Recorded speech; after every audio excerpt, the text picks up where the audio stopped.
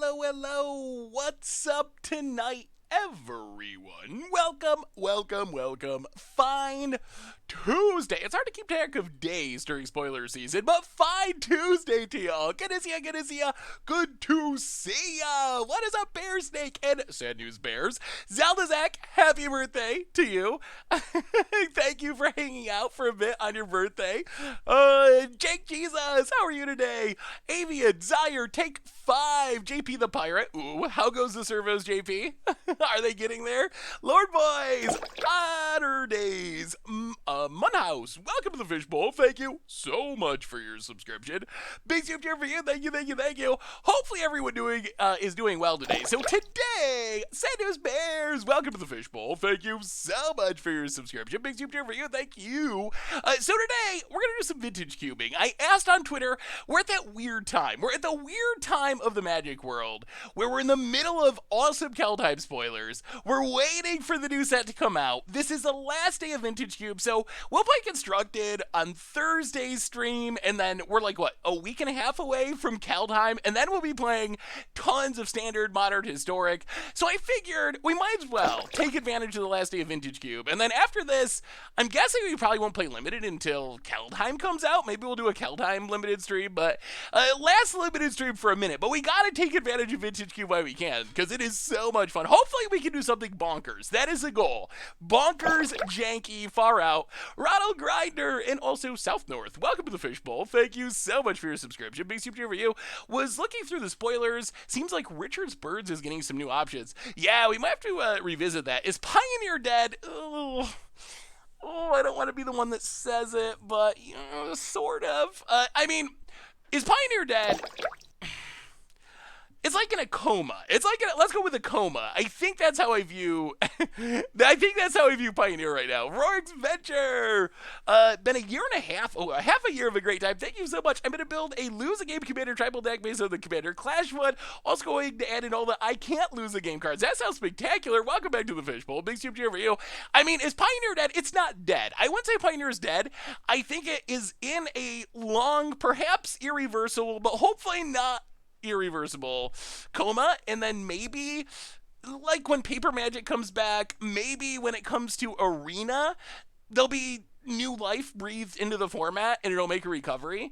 But for right now, I don't see anyone talking about playing, and when I say anyone, this is like the Magic community as a whole. I know there are individual people that still really love Pioneer and play Pioneer, but in general, it's just not a format that's really playable. Right, I was actually talking to Crib. All right, so here's where Pioneer is at right now. I was talking to Crib and we were having a conversation about, hey, what's up, Vetmaster? We were having a conversation about what content we were going to make leading up to Kaldehim, because we usually don't do a lot of standard stuff while we're waiting for new standard cards. I was like, hey, you could do some Pioneer, and he was like, well, I would do Pioneer, but I can't actually get a game of Pioneer. I tried to do a Pioneer League and I sat there for like 25 minutes trying to get a match and then gave up, and that's definitely discouraging if you can't even get a game in a league on Magic Online to the format. So that is kind of what happened with Brawl or like 1v1 Commander, where people were like hyped and you could get games easily, and then it goes worse and worse and worse, and then eventually you're one of the like 10 people that are in the league or whatever, 100 people that are in the league, and you just sit there. And so that's kind of the issue, is it's kind of like this self-fulfilling prophecy or something. Like, it snowballs in this really negative direction, and once you get to that point where everyone's like, oh, I'm not really playing Pioneer right now, I don't mind it, but I'm not playing it, and then the people that do want to play can't get into a game, and then it gets even worse. And so yeah, that's kind of the issue right now with Pioneer. But I am hopeful that when Paper comes back, when it comes to Arena, it'll recover, because like I said, like a year ago, it was my favorite format a year ago. Archburglar Lord, welcome to the Fishbowl. Thank you so much for your subscription. Big super cheer for you. 50 months, that's insane. Yeah, I think it'll recover when it comes back. So anyway, it's draft time, but we should also, I gotta ask you about this card. So chat, big question. This is what I took some criticism for. Jorn, God of Winter. Jorn, God of Winter, 3 mana. When it attacks, untap all your snow stuff. Excuse me. Backside, you can tap this artifact to play a snow permanent from your land. Comes into play tapped. When I saw this card, I thought it was like I want to say not very good. Let's go with not very good. Ninachuk and also Lord Vargas. Welcome to the Fishbowl. Thank you so much for your subscription. Big soup cheer for you. Favorite god so far? Oh boy, it's probably the. What is my favorite god so far? So my perception of Joran was it just wasn't very good. On the other hand, I saw a lot of people like, no, this card is insane. It's broken. It's one of the best cards we've seen so far. Where are you at with Joran, God of Winter? I mean, untapping all your stuff is powerful, but attacking with a 3/3, that is asking for a little bit to go right. What is my favorite god so far? It's probably oh, that's actually a really good question. It's got to be Turgrid. It's got to be this one. I want to build that. I've already started building standard decks around this card. Is it going to be good? I don't know if it's going to be good, but boy, it's just so much fun. It is so ridiculously sweet. So that's Turgrid is number one on my list. Also today, as far as spoilers, I think we have the spoiler video. We just got this card, which I think is interesting. Frostpire Arcanus, 5-mana, 2/5, one less if you control a giant or wizard. It is a giant or wizard. When it comes into play, you tutor for instant or sorcery that you already have a copy of in your graveyard. I think that card seems pretty interesting for standard. Like, if you have it at 4 mana and you get to tutor something up, that seems decent-ish. Tanos, welcome to the Fishbowl. Thank you so much for your subscription. Big super cheer for you. Smashing Success, on the other hand. Wizards, give us good land destruction. Please, please, please. How's it going tonight, Tanos? I just want a Stone Rain. Just one time, give us a Stone Rain. What's the worst that could happen, Wizards? We've lived through Okos and Uros. Like, can Stone Rain really be more problematic than that? Something else has made me think of Basal Ravager. If you ignore the tribal stuff, think of that as Flame Tongue Kavu. So essentially, Flame Tongue Kavu is same stats. It deals 4 damage to a creature when it comes into play. Let's assume this is Flame Tongue Kavu. Is Flame Tongue Kavu even playable in Standard anymore? Because there was a time when FTK was like the card. It was one of the best cards. And we were talking 20 years ago now. And after reading this card, I was thinking, like, even if this was literally FTK, would literal FTK be good in Standard? I'm not actually sure that literal FTK would be good in Standard anymore, which is crazy. And I think Egon is crazy. 3 mana 6/6. Yes, I know it requires a little bit of work, but there's not much of a drawback because you get to draw a card. It cycles in the worst. This set looks really good to me. I'm not gonna say it's quite Throne of Eldraine, but I really think that Kaldehim is close. I think it's close to Throne of Eldraine, so we'll see. I'm excited for this set. I think it's hard to analyze because of all the tribal stuff. That's something I realized yesterday. I was like, all right, I'm going to start building some sweet Kaldehim decks. And I started trying to, and I was like, oh, how do you build an elf deck right now when you don't know what elves are going to be in Standard or what elves are going to be in the set? So it's a tough set to brew with early, I think. Some cards you can kind of do it with, but I think it's difficult because of the tribal sub-theme. It makes it challenging. McFly, welcome to the Fishbowl. Thank you so much for your subscription. Big super cheer for you. Foretell's the same way. Like, Foretell, I think we gotta wait and see what the pieces are. I think some of the cards are just good standalone cards, but to build, like, Foretell Tribal, I think we gotta wait and see if there's any payoffs for that. There's like the Commander one, but I don't think that's Standard legal. There's the horse that lets you foretell to your opponent's turn, but this set looks sweet. I'm excited for the Standard form. I think it's going to be really good. But anyway, it is Vintage Cube shenanigans time. Party Shapeshifter seems likely. Hey, Benny, good to see ya. But let's do our reminders really quick. Jump into a draft, start the fun, and then as we go along, we can talk about Kaldehim. We can talk about, I don't know, whatever you want to talk about. The Buffalo Bills being good, maybe, sort of, kind of, winning at least. Tibalt Tribal against odds is going to happen. We finally have enough Tibalts for Tibalt Tribal. It's at the top of my list. Also, oh man, this week's against odds deck is fun. Okay, let's see if you can figure out what we're playing. So I'll give you hints. If you were the first one to guess the archetype we were playing, email me and I'll send you a prize. I don't know, I'll send you a card or something. So see if you can guess. So here's your hints for this week's against odds, which comes out tomorrow night. So yeah, regular YouTube videos are back already. They're back in full force as of Sunday. So we had Me Murder Him on Sunday. We had Budget Magic Monday. Yesterday we have Against the Odds tomorrow. So we're back at it. So okay, here's your hint. The archetype we're playing for Against the Odds was a archetype that we first played, and I think only played in 2016. And so that's hint number one. So it's a archetype that we've played before. When you see the deck name, you'll be like, oh, okay, I remember that. If you've been following, we've never played it on Against the Odds. I think we played it on streams, maybe for Much Brew. So that's hint one. Hint two is the card that inspired me to revisit this archetype is a mythic from Kaldehim. We can't play it, obviously, but it's very similar to the key card from the deck. I guess you could say the Kaldehim version is a big creaturey version of the key card from the Against the Odds deck that is legal in Modern, very playable in Commander. Doesn't really see much Modern play. Okay, we're getting some good guesses. All right, I'll tell you the card from Kaldehim. The card that inspired it. Ooh, that's a good guess, Rogue's Venture. You're on the right track. Vorinclex was the card that inspired it.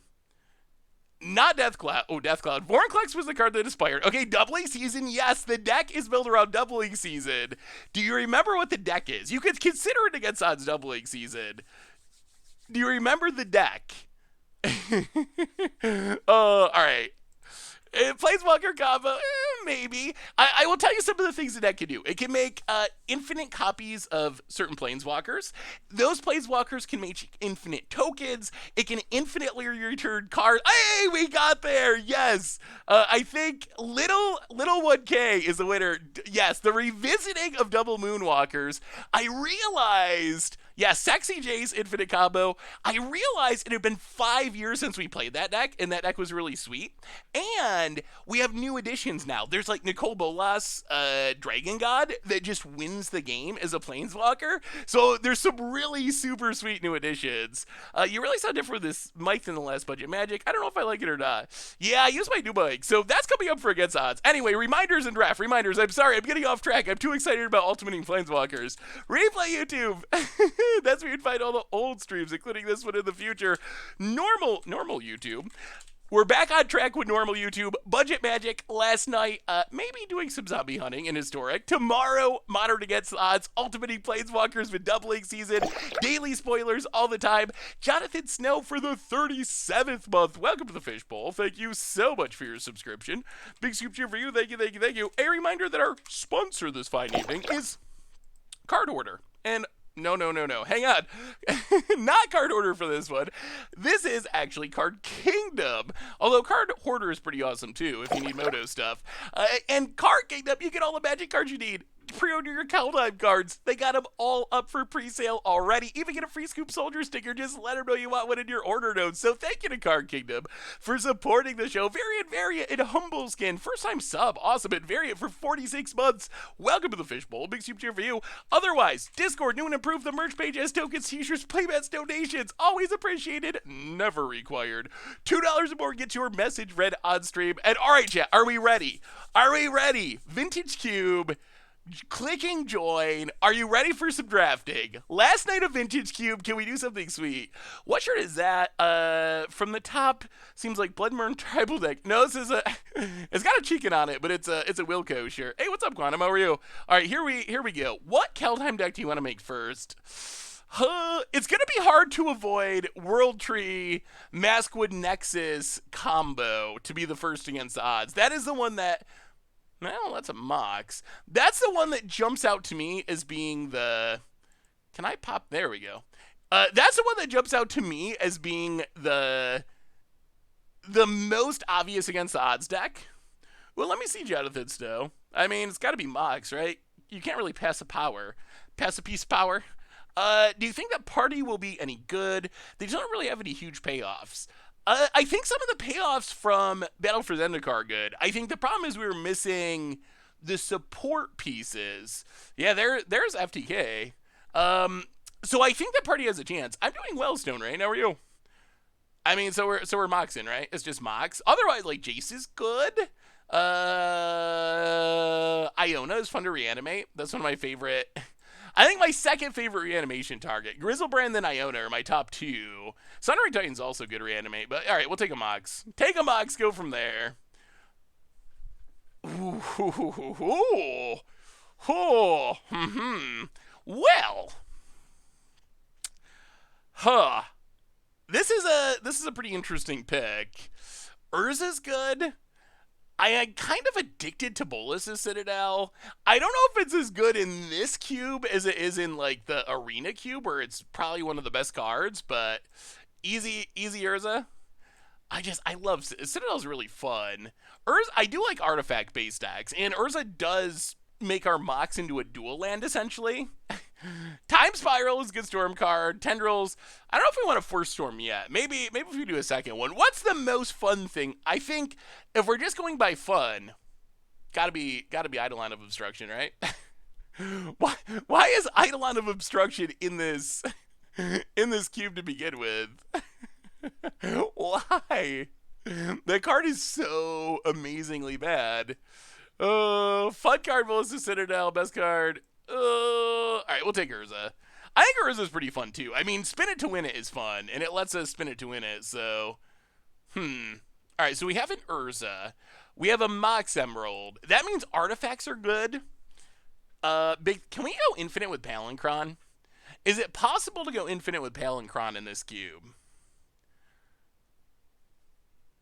So it's 11 mana.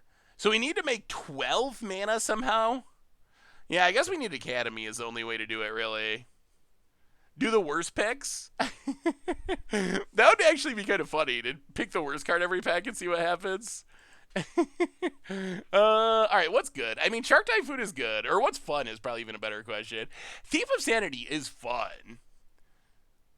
Do auto-select draft? I did an auto-select draft on YouTube a long time ago, and we actually won some games with it. That's how we ended up when we did it before. I don't really... Oh, there's no Mana Flare in this pack. Alright, let's just Shark for now. State of the Blue. Ooh. Well, we got some good artifacts to go with Urza. Battle Ball is kind of sweet. Solemn's okay. Signet's always good. There's also Glenolender Archmage. Factor Fiction. Living Death can be really good if you build around it. And it's still pretty early in the draft. We could go all in on Living Death deck. I mean, the Battle Ball is a finisher. That is a legit finisher. I want Planebound Accomplice to have sick turn 2 deck. Now that you mentioned it, Sexy Jace combo. Ooh, Battle Ball, Signet. It would get countered. I mean, Glenolenda's really good. But, this is fun with Urza. It's almost a ritual with... Let's take Battle Ball. Let's take it for the funsies. Oh! Okay. Chat, we gotta do it. You can't pass a Recurring Nightmare. I think if you were to make a list of just the cards that I like resolving most in Magic, Recurring Nightmare is probably on the list. Like, this just lets you do... Is our deck going to be good? Probably not. But we could just, like, grind things out of the graveyard. Oh, yeah, you could do really fun. Can we take it? Can we go Recurring Nightmare and try... It does work with Battle Ball. It works all right with Urza. All right, let's do it. Let's do it. Let's try to be like a Sultai Recurring Nightmare, kind of like graveyardy, grindy, value-y deck. I mean, we do want to have a little bit of interaction. We wouldn't mind some counters or something, just not to get comboed, but... Yeah, Wreck is good with Battle Ball. Darkslick Shore? I guess Containment Priest locks us down. Darkslick Shores would be good. Gargoyle's kind of okay. Turn Timber's kind of okay. We probably should just fix our mana. Yeah, let's just take Darkslick Shores. Darkslick Shores lands in the sideboard. Ooh. I don't think we're built for Armageddon, but we could go Richard on Commander Clash and just get people. Daze is pretty good at getting people. Murderous Rider is not bad. Kill something that we can sack it to Recurring Nightmare. I normally think that Tangle Wire is usually a trap. There's certain decks that it's good in, but in general, I think it takes a pretty specific deck to make it good. I'm gonna take Recurring Nightmare. I don't really like Jitte either that much in this format. Phyrexian Ranger is like... about as low powered as a card gets in this cube, but it's not the worst with Recurring Nightmare. It is card draw. We could take Academy Ruins and try to set up Mindslaver Lock. That would be a nice, fun backup plan. All right, we'll keep taking lands. I wouldn't mind the Mindslaver Lock. I think Mindslaver is still in this cube. Ooh, ooh, ooh. It's an artifact, so it's good with Urza. It is devastating if we could reanimate it. I guess FTK is not bad, but we're not in red. Going big, blowing up plans? Kaldehim looks insane. What do you... Oh my goodness, and the Citadel came back. All right, well... Yeah, okay. We get the Citadel and the Urza. Ooh, wait. Untap 7 lands, 6 mana to cast. Palinchron would go infinite with Recurring Nightmare, right? I think. That should make infinite mana. I'm pretty sure. All right, let's do it. But his deck has a lot of expensive cards. Ooh, Living Death 2? Okay, well, we got a plan. I don't know if any of this is good. We're going to take the land because Sultai is a good color for what we're doing. Take the reanimation spell. Okay, so our curve is incredibly high, like absurdly high. Question for you, chat. Question. So we are almost a week into Kaldehim spoilers. Yeah, we got to get some ways to get cards in the graveyard for sure. So a Tinker would be great. So we're almost a week in. We need more mana rocks too. We're almost a week into spoilers. Now that you've seen a chunk of the set, I asked this on the podcast and got Krim and Richard's opinion, but I want your opinion. Oh, that's a Lotus! That's a Lotus! I think this is the first Lotus I've opened this entire run of Vintage Cube on the very last night. Oh boy! Eddie Skinny! Welcome to the Fishbowl. Thank you so much for your subscription. Big Cube 2 for you. Hype level up or down? Hype level compared to where you were before spoiler season started. Hype level up or down on Kaldehim? Take Metamorphose. Metamorphose, it's free. It's basically black. It is the Black Lotus of Modern. More hyped? Okay, more hyped is good. I am more hyped too. And I was already hyped. Like, this was a set out of standard sets I was most excited for. And so far it's doing it. It's doing it for me. A little bit less hype. That's what Richard said. Richard said he was less hype. I think, or Krim said he was less hype. Richard, I can't remember what Richard, well, we're taking Black Lotus. I can't remember what Richard said. Oh my god. Oh boy. The magic gods are smiling upon us. Wow, the Tinker too. Tinker might actually be better in this deck than Black Lotus, in all honesty. So, rewarded for taking all the most expensive artifacts in the world. I'm excited for Giants too. Giants look sweet. My daughter is super excited for Thor. Yeah, it's kind of cool. Some people seem really hyped. I don't really know the Norse mythology that much, but it's cool to see other people really excited about references to Norse mythology that I don't really necessarily understand. Kaldehim is the new standard set that's being previewed. I'm more hyped than I was before, but it's hard for me to hyped about new cards when I can't play together with others. Yeah, that is a bit of a drawback. Well, we're taking Tinker. We would also not mind the Signet. We would like to pick up some Signets, and even Thran Dynamo would be okay, but wow, we got some... Oh my god, it's a Mindslaver too. We already have the lock for it. We have the... And there's a Metalworker in this pack. Maybe that Wheels. Wow. Oh, the right pick is probably to take Metalworker and hope Mindslaver Wheels, because people don't usually play it. Oh, that's probably the correct pick. Also, Emery would be pretty decent in this deck. Actually, be insane in this deck with Lotus. Also, Trinket Mage would be good in this deck. This pack is very good for us. Oh, can we take Metalworker and hope that Mindslaver tables? Mindslaver is the card we want for the lock. Although Metalworker, I guess there's a chance this tables too if no one else is playing the artifact deck. Like Emery's good, Trinket Mage. We're gonna get something back out of this pack. All right, we'll take Slaver. Slaver is the most fun card, so we will take it. And trust that something should table out of that pack. I do think that Metalworker is the strongest pick. Although Emery, there's an argument with Black Lotus for Emery too. We are going to want to smooth out the bottom of our curve a bit. And could still use more mana fixing. Tezzeret's solid. It's not really filling out the bottom of our curve, but it's solid. Crucible has some potential if we get a strip mine or something. Time Warp? Time Warp is kind of fun. We already have Mindslaver. I don't know if we need the Time Warp at the moment, honestly. We do need more cheap artifacts. Like, that is going to be important for our deck. Tutor for Tinker. We'll take Tez for now. But we do, okay, we need mana rocks. We need, oh my goodness, the Wasteland. We could have taken, we actually could have taken the Crucible. Well, maybe we Wasteland and hope the Crucible tables. 1, 2, 3, 4, 5, 6, 7, 8, 9, 10, 11. Not impossible. Not impossible. Hey, what's up, Azenbull? How are you?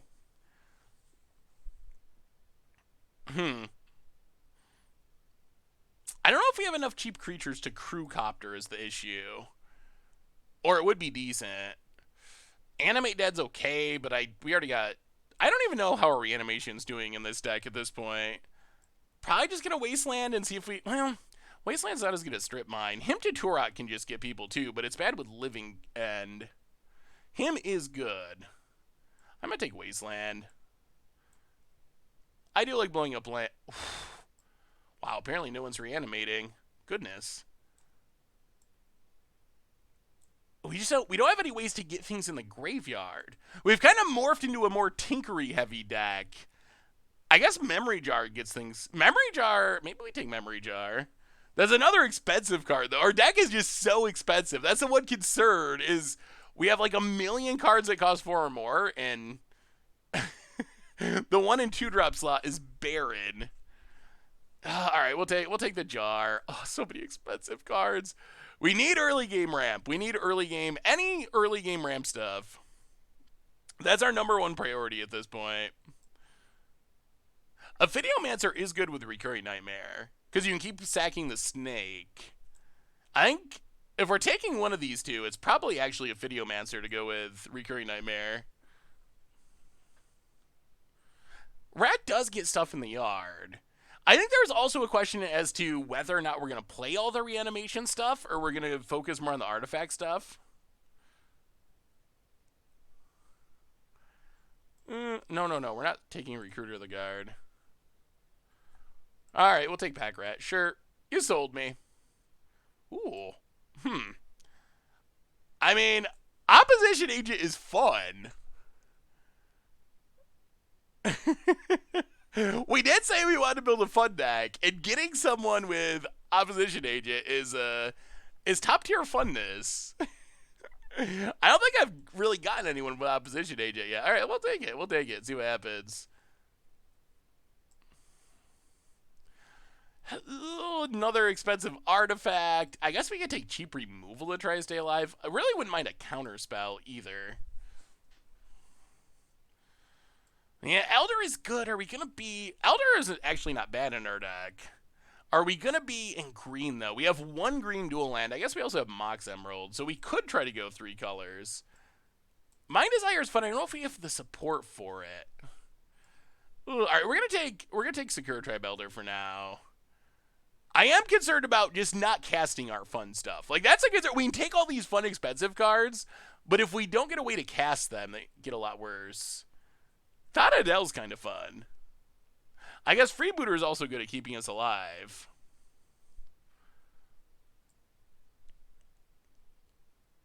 Yeah, maybe we need to take Freebooter. I do like Thought Adele, though.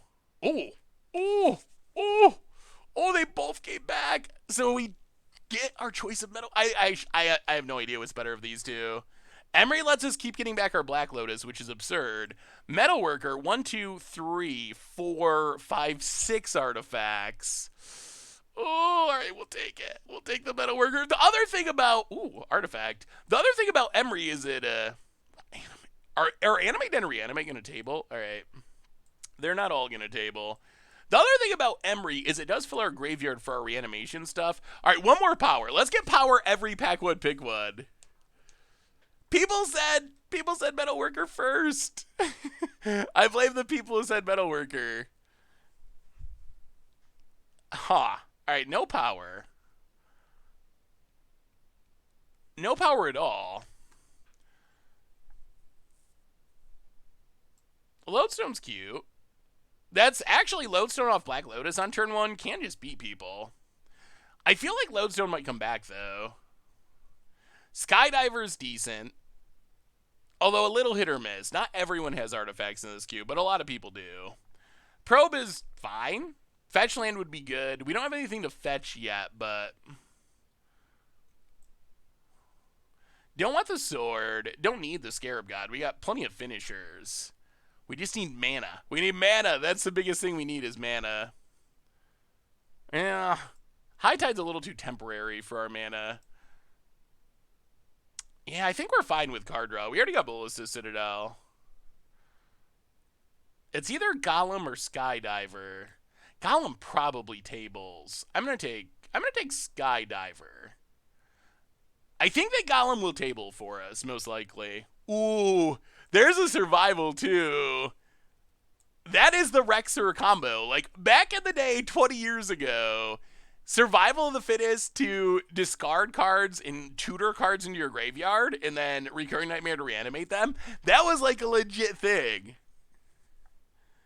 On the other end, there is this Signet, which is probably the pick that makes our deck function the most.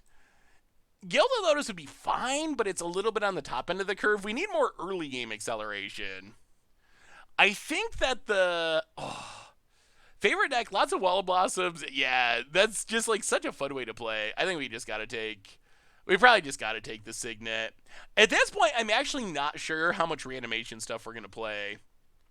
That ship might have just sailed as we got all these insane artifact cards. So it might be that we're just doing something else because of what we opened.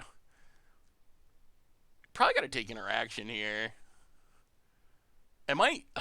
We probably just might have to take Counterspell because we have very little ways of interacting. Wormcoil is good. It is good, but do we need another top-end artifact? Mike, I feel like our deck has a high power level. My concern is us just getting comboed out or drawing all of our top-end and dying. Yeah, Emmy... Emmy's a little much, even for our deck, just to cast. I think we gotta take Counterspell. Dismember would be fine, too. Wouldn't mind a removal spell or a sweeper. Mox Diamond might be worth it.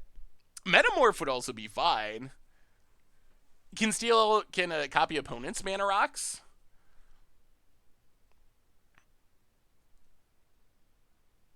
Mox or Metamorph. I like Treachery, too. This could be a removal spell. But maybe it's just Mox? Easy Mox? Everyone seems to like Mox. All right, we'll snap off the Mox.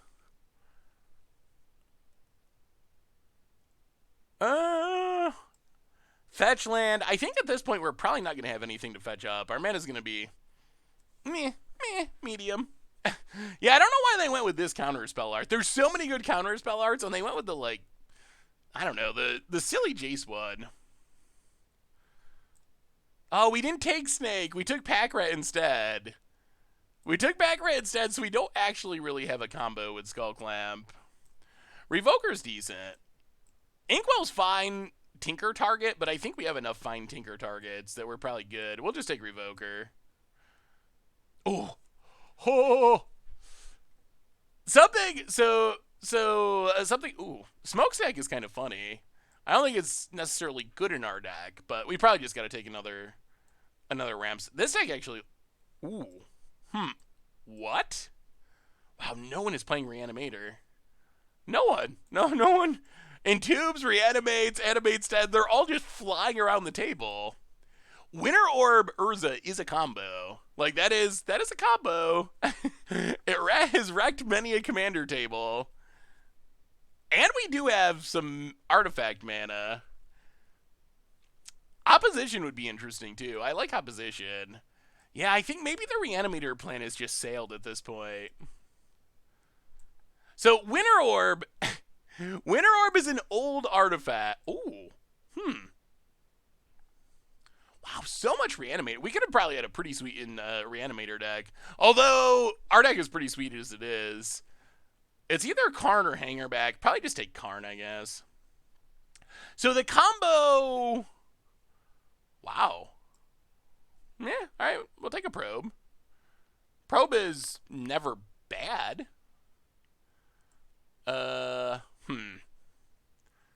Gilded Lotus or Fatal Push? We might need a removal spell. Maybe we just put this in the sideboard in case we run into aggro. I don't think we have any ways to just, like, kill a creature. Well, okay, now we have 2 ways. We don't have the mana for Rakdos' return. Aghanim's Awakening, a little bit free rolly, I guess. We'll take it. Dylan Hunter, welcome to the Fishbowl. Thank you so much. Ooh, thank you so much for your subscription. Could be a good Tinker target in some matchups. Big super for you. Okay, so the combo is Winter Orb is an old artifact. Old artifacts were turned off if they were tapped. Kind of weird, but that's how they used to work. So the combo is Winter Orb makes it so if it's on the battlefield, players can only tap 1 land unless Winter Orb is tapped. Then it's not active. So the combo is you play Winter Orb, it locks down everyone's mana, but then on your opponent's end step, you use Urza to tap the Winter Orb. So then you get your untap step, and then when it goes back to your opponent's turn, Winter Orb is untapped. So they only get to untap 1 land. Then on their end step, you tap it, so you get to untap all your lands. Parodies, welcome to the Fishbowl. Hey, what's up, Curtius? Thank you for your subscription. Big super for you. Thank you. Is our deck good? I actually don't know, but it does have a lot of sweet cards in it. So my first inclination is not playing Secure Tribe Elder and cutting probably most / we're definitely cutting Living End. We might end up cutting Recurring Nightmare too. Like, we just, instead of going with the graveyard synergies, we went with these artifact synergies. So I kind of feel like instead of trying to reanimate and play artifacts, we just focus on the artifact plan. We still want the... So what else can we cut? We have, let's see. So we have a Mox, which can be 1 land. So we probably need 16 lands plus we probably need 16. Maybe we can push it to 15. But so we do have to cut more cards. More cards must be cut from our deck. What will those cards be? So I guess the question is, if we're not Recurring Nightmaring, we're probably not Palinchroning, because that was kind of the only reason we were playing it, is to try to go infinite mana. I guess we could also cut Pack Rat, because Pack Rat was also for the reanimation plan. I think that gives us, like, the most... Cut the black. Could we cut the black? We have Murderous Rider, which is... Wow, can we be Mono Blue? Mono Blue would be much more consistent. Let's see what it looks like. I think we keep Citadel and try to tinker into it, maybe. I really do want Citadel. Citadel lets us cast things, though. I mean, we can still Dismember, because Phyrexia mana is bonkers. And we can always sideboard in black mana. We know we want this. We know we want this. We know we want this. Like... we know we want... Oh, Citadel. What do we do about Citadel? Citadel's just so much fun.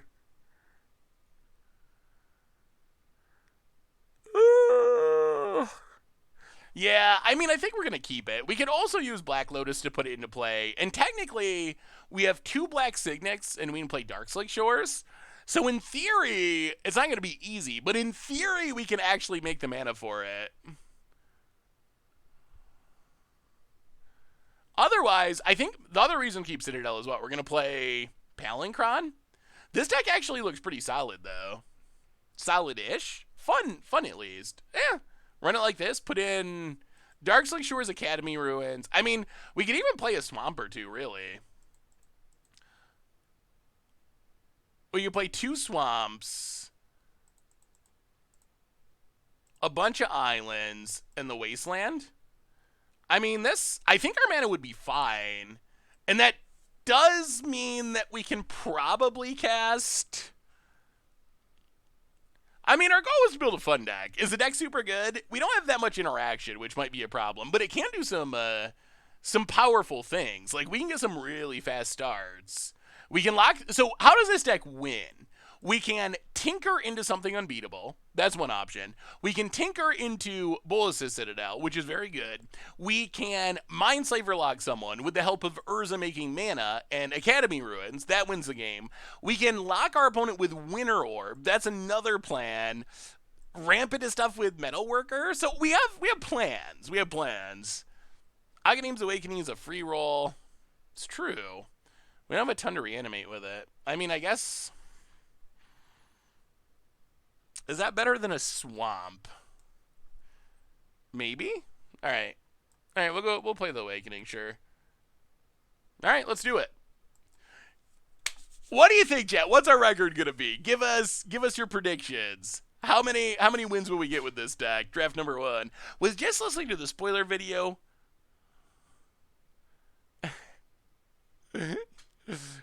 Yes. Hilaria Knight's Elf does have a 3rd lore counter that gives you a Alpha Strike. How do you rate that pun? A lot of 2-1s, a lot of 2-1-2. That would be an impressive record. I mean, it's going to be high variance, I think. Our bad games are probably going to be really bad. Our good games can be really good with Tinker and Black Lotus. Like, those cards can do busted magical things. Oh, man, I am so excited for Kaldehim. We're going to have some sweet decks once Kaldehim comes out. Ooh, do we have new spoilers? Maybe.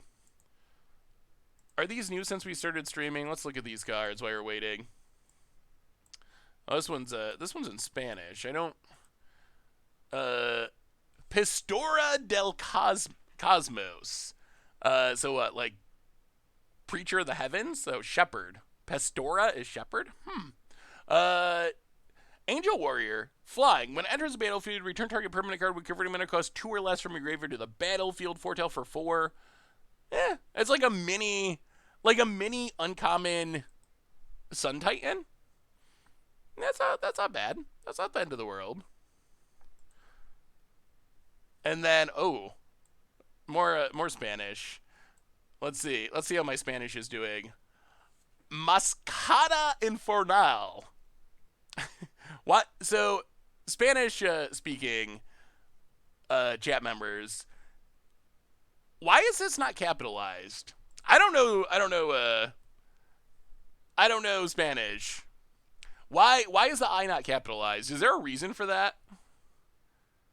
It is Hellish Pet, apparently. It seems to be this translation, at least. Could be Infernal as well. Why is it not capitalized? Hey, what's up, Swing for Zero? Are we missing our match? Yes, alright.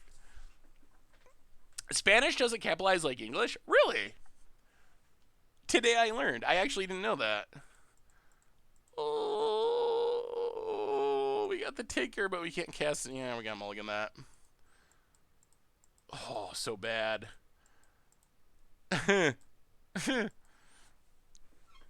Another one-lander. Why are we getting so many one-landers? That's not good. That's not good at all. All right, let's stream mode. Achieved. There we go. Yeah. The only thing that makes me want to keep it is Mox Diamond with Winter Orb's kind of sweet. Gives us a land that always untaps, but... Well, Winter Orb with Winter Orb is kind of sweet, I guess. Well, you go to the bottom, and... Well, I guess it's Probe. Ugh, this hand's not good. Hand's not good at all. Well, land go. Not a great start to our actual games. Hey, what's up, Giga Carrot Flowers? How are you? Stream mode achieved is by use. I'm glad you liked it. Yeah, I figured it's the last day of Vintage Cube, doofus. And we're in the weird period of waiting for new Magic cards, so I figured this was a good time. I figured this was a good time for us to do a Vintage Cube. Yeah, so Winter Orb, if you ever play Winter Orb, it's ideal to play it after your opponent taps out if you can. Not as good to just run it out. Oh, please don't have Mana Dorks. Mana Dorks get around Winter Orb very well. About it. Clash Bride, welcome to the Fishbowl. Thank you so much for your subscription. Big super for you. Thank you. Huh? Metalworker, would you like to counter it? Apparently not. All right, if our opponent can tap out for something here, we're in business with this Metalworker and this Winter Orb. We'll have mana, our opponent won't. We just want our opponent to tap out. Crack that fetch. Tap out, cast something that isn't super threatening. I emailed you his Sultai Ultimatum deck a couple days ago. I decided when to remake it using elves. Ooh, that sounds sweet, Halfwing. Clash Bride, welcome. Aw.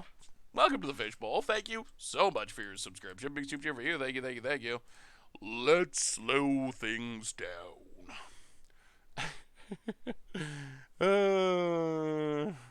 All right. So now we do nothing for a while. So what should we talk about as as Winter Orb dominates this game for a minute or two?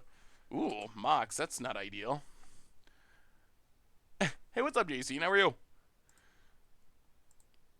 Oh, another island. Yeah, let's pass. I don't know if this is going well for us or not.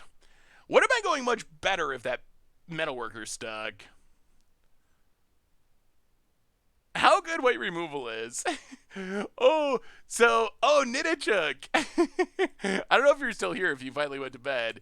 You got me today during spoilers. I forgot to tell you this. Well, you might as well play this Relic, since we get to untap land anyway. I mean, if we can get to this Sundering Titan, it would be really good. You got me today with that white removal spell. It initially got translated as 2 mana, and then I found out that it was actually 3 mana. So, oh no, Jorga 2? Oh. Opponent seems to be set up to do well through Winter Orb. Oh, we are so close to blowing up our opponent's lands. Now, let's crack this. Draw a card. Well, alright. Pass the turn. Next turn, we blow up a bunch of lands. Unfortunately, opponent's got a Mox and a Jorga, though. Now, the new removal is a little better, I think. Oh, boy. Teferi, eh? Draws a card. That's not ideal. Boy, this has been a horrible draw. I guess we mulled to 5. But we have just not drawn good cards.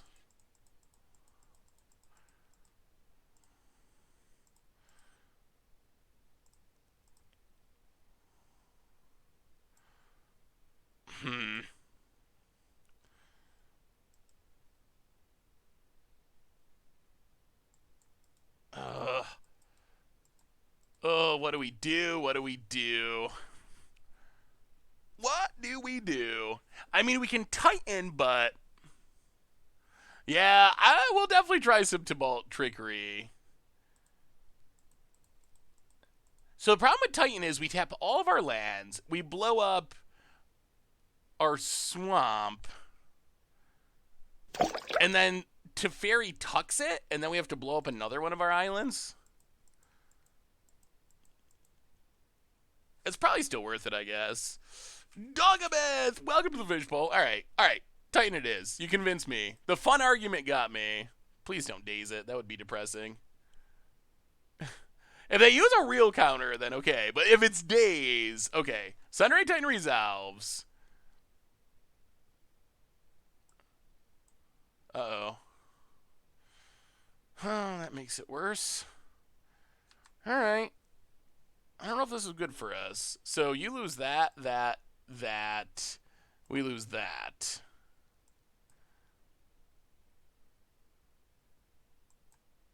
Our winter orb doesn't do anything now.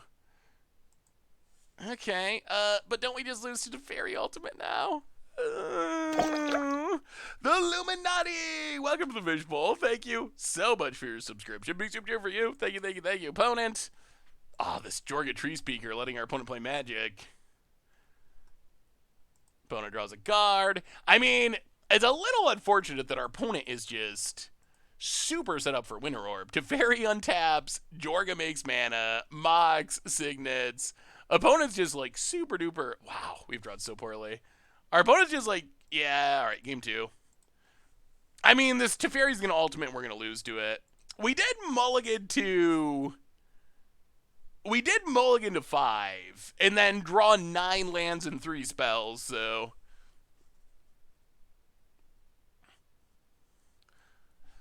Yeah, I mean, it is a smidge worse against our opponent's deck. I think we still play it, probably. Do we want to sideboard in more black spells? We did see a Teferi. It could be worth trying to Murderous Rider it. I think we can make it work mana-wise. 1, 2, 3, 4, 5, 6 black sources.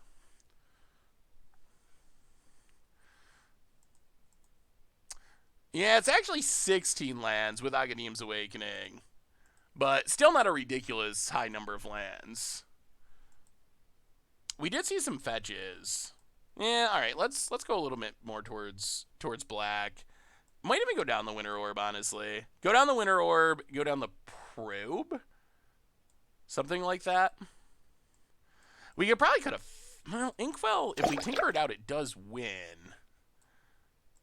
Alright, let's go like that. Let's try it. Spotify! Welcome to the Fish Bowl. Thank you so much for your subscription. Big super for you. Thank you, thank you, thank you. Alright, we get to play first. Let's get a real hand. Well, real enough, I guess. Still no Black Lotus, no Mox, no Tinker, but it's not a Mull to 5. Hey, Seth, I was wondering if Party is better than Allies. Just want to hear what you think. I think they're very different. Allies... Well, now we're... Mindslaver. Oh, we are going to need mana.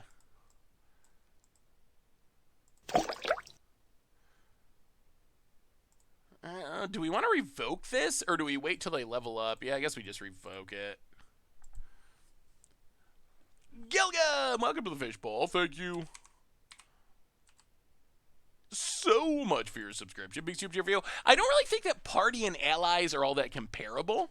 Been a while since I've been able to watch live. Well, good to have you back, Gilgum. I don't think Party and Allies are super comparable. I think of, Opposition Agent would be such a sweet draw here with this fetch land out. Relic. Well, play Relic. Not a super sweet draw, but, well, crack it. Alright, well, next turn we get to play Magic cards, which is good. So I don't think the Allies and Party are very similar. Allies are more like slivers, in that they're a tribe that wants you to play all tribe members, essentially. That's kind of what Allies does. Ooh, Now, let's Karn first. Get through the counter. No counter. I'll take it up. Start drawing cards. So, Allies are like slivers in that they want you to play all the same tribe members. Party's unique in that it's like 4 tribes mixed together. I don't think we've ever seen anything that's comparable. Why do we crack it? I was hoping we could hit Black Lotus and then play Karn, but... And I don't feel like Graveyard Hate's really all that helpful. We haven't seen our opponent doing any graveyardy stuff. So we're going to crack it anyway. Doing it main phase just gives us a chance to harmonize. Well, all right. Well, now we're probably going to tinker and trust that that something will win us the game. Opponent passes. Well, Karnstruct.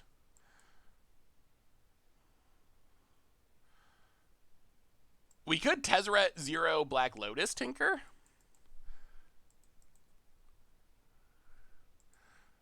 Urza Tinker? I guess Urza Tinker is better than that, isn't it?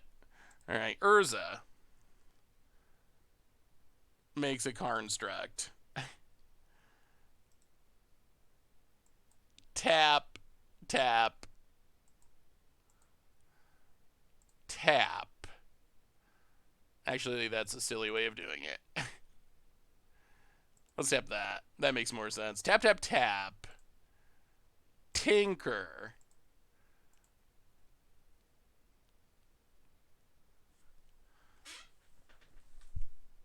Oh, it's so hard not to take Bolus's Citadel. It's so difficult. It draws us cards. Win? Oh, are we trying to win now? Titan would be good too. 1, 2, 3.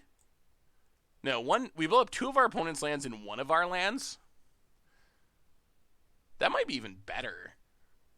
Is that better than Inkwell? But we could Bolus his Citadel into it. Well, we can't get rid of this because it doesn't have basic land types. All right, we'll take Titan. Let's do that again. Sundering Titan. So opponent loses all their blue mana, and we lose a swamp? Seems fine. Not horrible.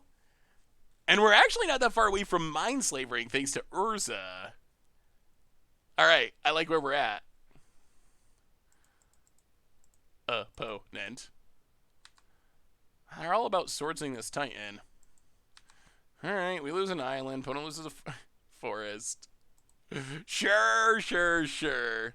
That MTG manga I told you about, today's chapter, one of the characters won with Megrim and 2 memory jars in 1 turn. Ooh, wow. All right, opponent. Removal for days.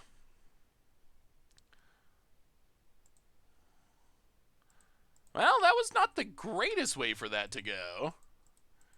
Not the end of the world, but that wasn't great. Well, take up Karn. We're probably still fine.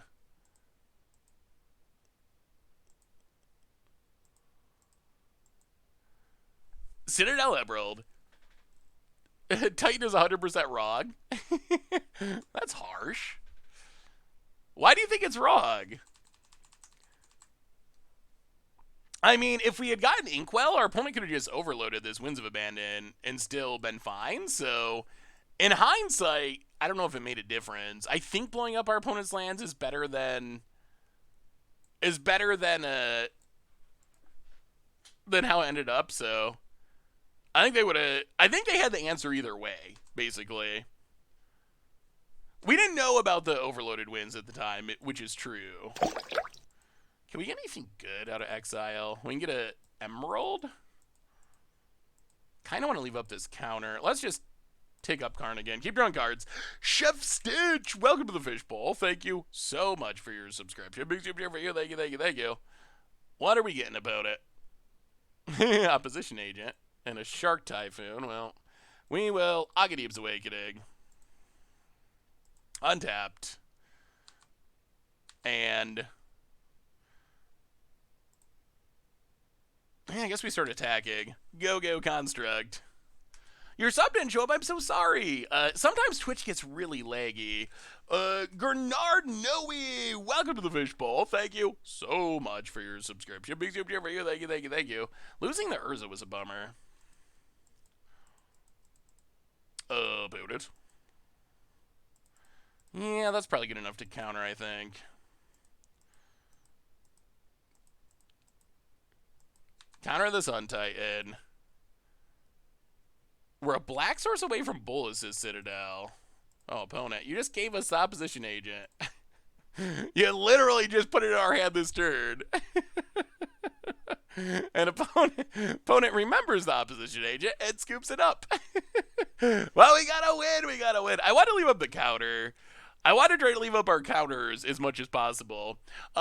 What do you think about a set where the only single 1 CMC creature, where only a single 1 CMC creature has been spoiled so far, and how is a set seem stacked at Mythic compared to previous sets? So, I wouldn't. Yeah, Fatal Push seems fine. Good. Maybe we go down the Relic. We haven't seen any graveyard stuff. It's just an artifact. We'll bring in Fatal Push. Wait, we took out Freebooter? Kind of want Freebooter still. I actually didn't realize we had taken that out. All right, can we cut a finisher? Is it worth it? Average Fox, welcome to the Fishbowl. Thank you so much for your subscription. Big super cheer for you. Sundering Titan has been medium so far, I'd say. We haven't drawn Black Lotus. Maybe we go down the Memory Jar. And let's do that. And I'm actually not sure this Kaldehim's Awakening is worth it. Maybe we just play a Swamp, especially because of Mox Diamond.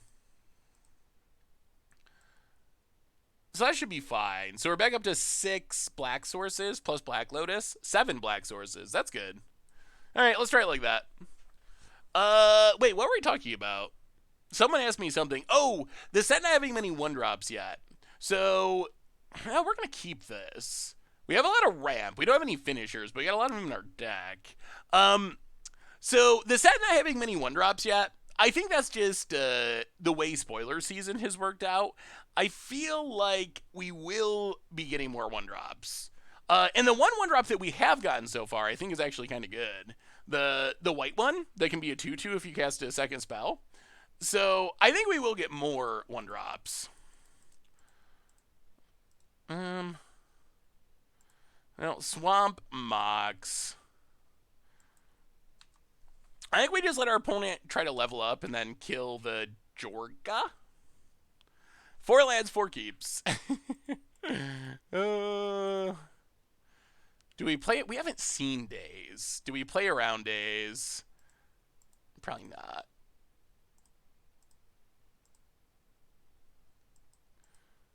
Whew, all right, no Days. We survived it. As far as Mythics, Wizards actually literally is adding more Mythics to sets. So that's like an actual thing. I believe Kaldehim is 20 when it used to be 15 and 10 for small sets. Yeah, I guess we wait on Revoker for now. Pass the turn. So there are more Mythics, and I feel like Wizards has previewed a lot of Mythics really quickly for some reason. And you were laughing at me for keeping a hand that can cast Bolas's Citadel. Opponent. Passing. Well, Swamp. Citadel. See what happens. Aww. Oh, and it exiles. That's awkward. Alright. Well, if they follow us up with Teferi, that would be bad. I was thinking worst case it gets countered, we can get it back, but no deal. Soulfire Grandmaster.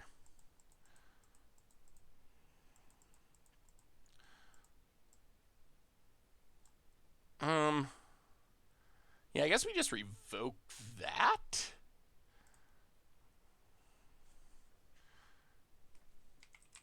Just in case. Pass the turn. So yeah, the pacing of the spoiler season has been a little weird, where we got like 1 million Mythics, but not much else yet.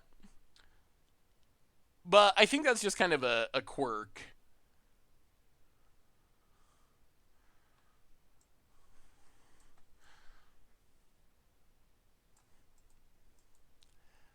That doesn't work, does it? I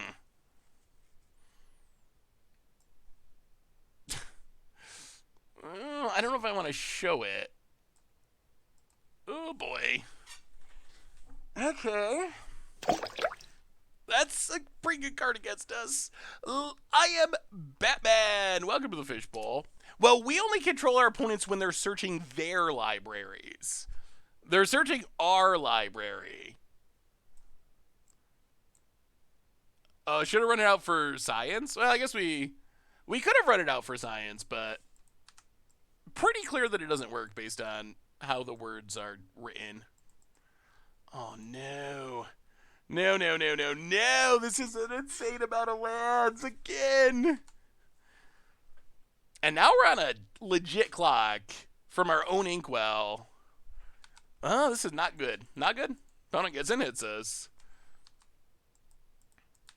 Well, they're going to win because we don't have Winds of Abandon in our deck. Well,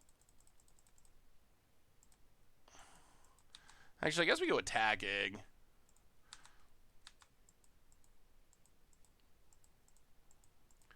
I'm not sure there's a draw that saves us.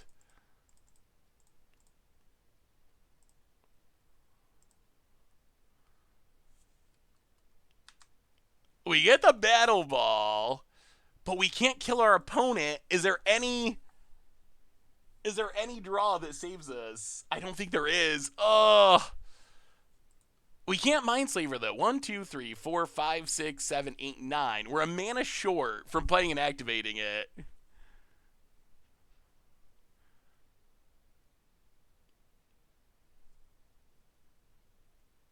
Oblivion Ring.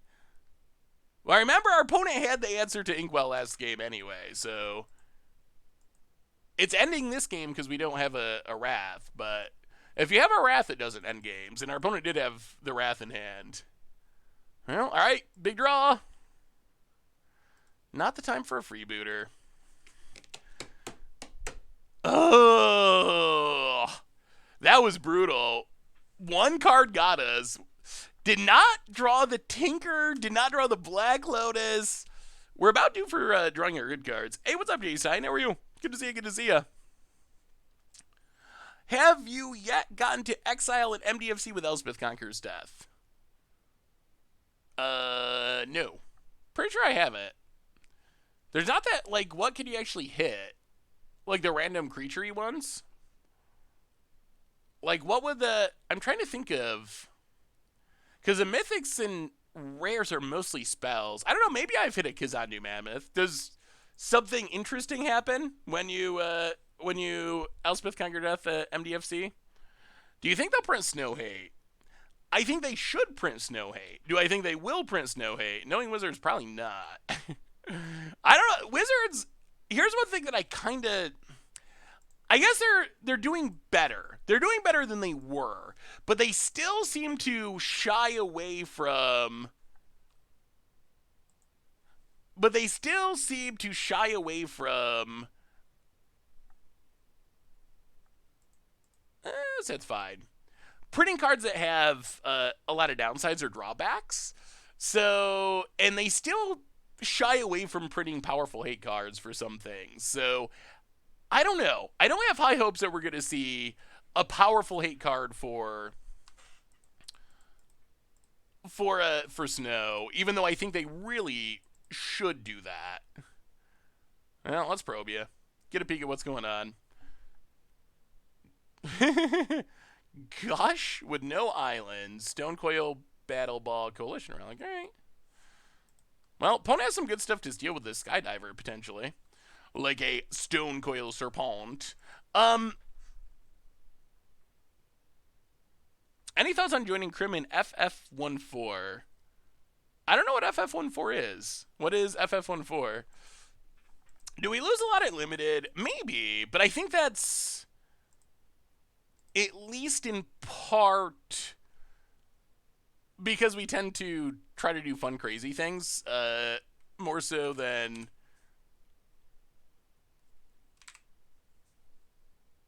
shut down the Coalition Relic. More so than just try to build a deck that'll let us win the most a lot of times. Oh, final. I'm not an RPG person really. I had friends that were like super into Final Fantasy. I never got into any of the Final Fantasies, honestly. Oh, put it. So yeah, unlikely that I pick it up with 14. I think a big part of it is Wizards has more and more shied away from printing things that could seem unfun to new players. I don't know if that's all of it, but I do think that's part of it. And I think it's become even more like that thanks to Arena. Yeah. Take your I mean, I guess we're just on the JKB down plan. Yeah. I guess this is fine. We kind of have a big a big weird board. Yeah, what would a good snow hate card be? We were talking about it on the podcast. I think it needs to be. Oh, your Twitch. Huh. I'm sorry, Corporal Buckets. Welcome to the bench ball. Thank you so much for your subscription. Big super for you. Thank you, thank you, thank you. Yeah, I think that the snow hate needs to be tacked on to a already playable effect. I think I want to see more cards like that, honestly. I think emblems are another place. Now we have a Planeswalker in Tibalt that ETB emblems. Oh, it takes a minute, Corporal Buckets. Welcome you again. Big super cheer for you. Emblems is another one. We have Tibalt that Insta Ultimates now. So I wouldn't mind to see like a removal spell. Oh, we're going to win this with just countering your stuff and attacking you with with a pretty bad board of creatures. Opponent's deck looks a little questionable to me. I don't know, this gush is what makes it look a little bit strange. So yeah, that's what I want to see is like Doomblade but also emblems, or Doomblade that also hits any snow permanent. Cards like that, I think, is what I would like to see, because no one's gonna play, I don't think, like 2 mana destroy a snow permanent. Maybe that just existing would be enough to keep people from always playing snow over normal. But yeah, I don't know why they have a gush, but we Gataxia probe them and they definitely have a gush. Opponent plays a Signet, passes. Alright, well.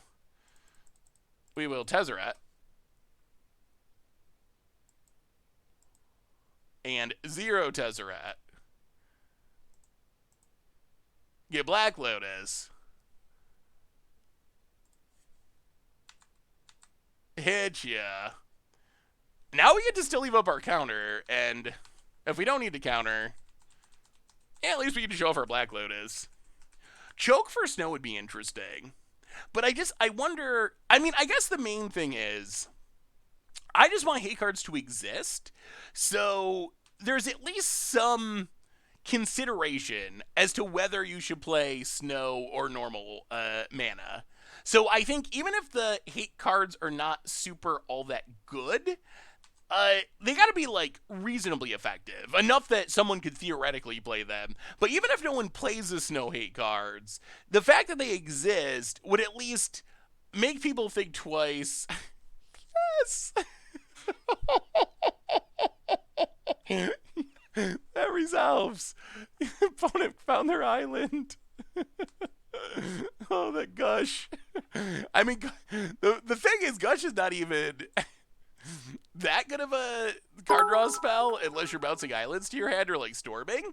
But just like casting gush is pretty low tier. So it's kind of a weird card to splash for anyway. But I'm glad our opponent got to resolve it on the way out. Gavin said that they were going to print Snow Hate. I mean, that would be good. Snowmageddon or something. I don't think they're going to go that far. Although I think it would be funny if they did. Just like 4 mana destroy all snow permanents or something. I think in general Magic is better when Wizards actively print safety valves. Really surprised to see Runestone. That's Uro Hate, bit late. And I will give Wizards a lot of credit because you got to remember that, like, Shadows over Innistrad era of Standard, Wizards didn't print hate cards, period. Like, that was a time when there was, like, no graveyard hate. And then we went to Kaldehim, when they had Smuggler's Copter Heart of Kirin, and there was like no good ways to kill artifacts. Like they existed, but they were really bad, and they intentionally made them really bad because they wanted to make sure that vehicles saw play. From what I remember, they actually like said that. Like they wanted to make sure their new mechanics saw play, so they powered out artifact hate. So we used to just have no hate, period. Like I remember crying as I got wrecked by Emrakul over and over again because there was no recipes, there was no Torbod script, there was like nothing. So Wizards has went a lot further in what I would say is the right direction, but it could still probably go a little bit more. I think maybe the issue is I'm still not convinced that snow was a good thing to bring back. Oh yeah, did I say Kaldheim? I meant Kaladesh. The two Ks are easy to confuse.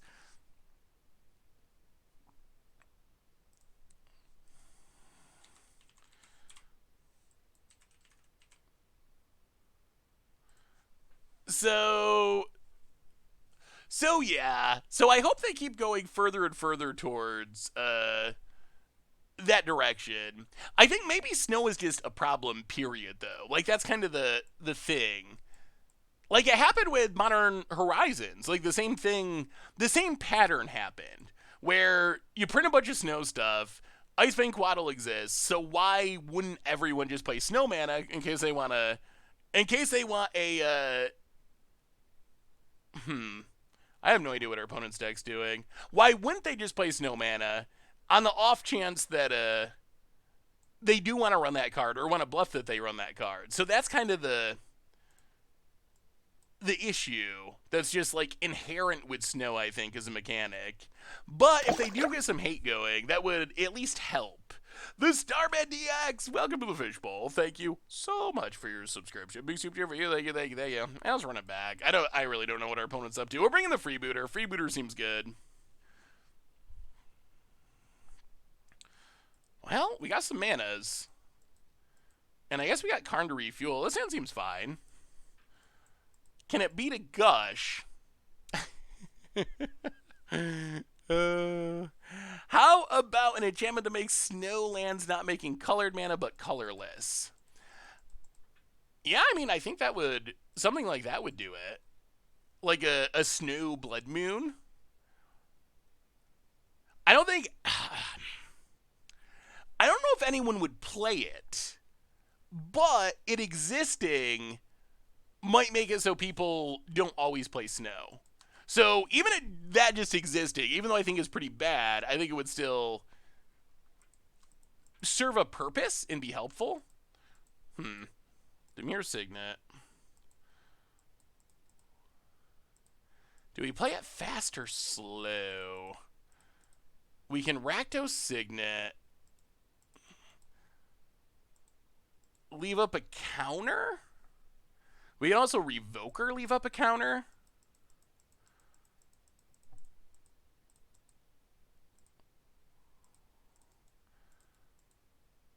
Playing Island. I'm still a little scared of our opponent's deck just because I don't know what they're doing.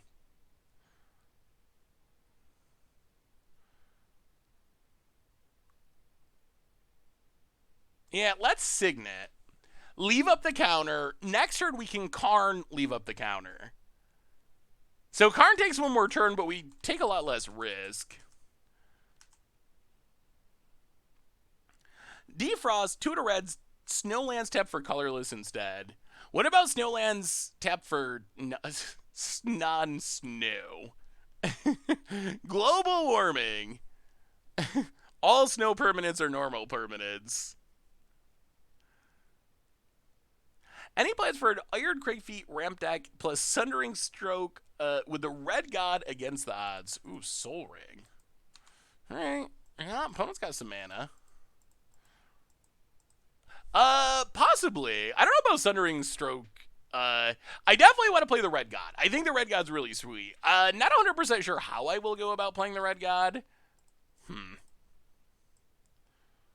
Alright, sure. Well, now we might wait another turn before playing Karn. We might just revoke Soul Ring and leave up Counterspell. Opponent's got to have something big in their deck that they're working towards. Yeah, Revoker on Soul Ring seems good here. Boat it, passing. Ooh. Revoker Freebooter? Oh, that seems good. So we can Revoker... Alright, let's Freebooter first. See what's in our opponent's hand.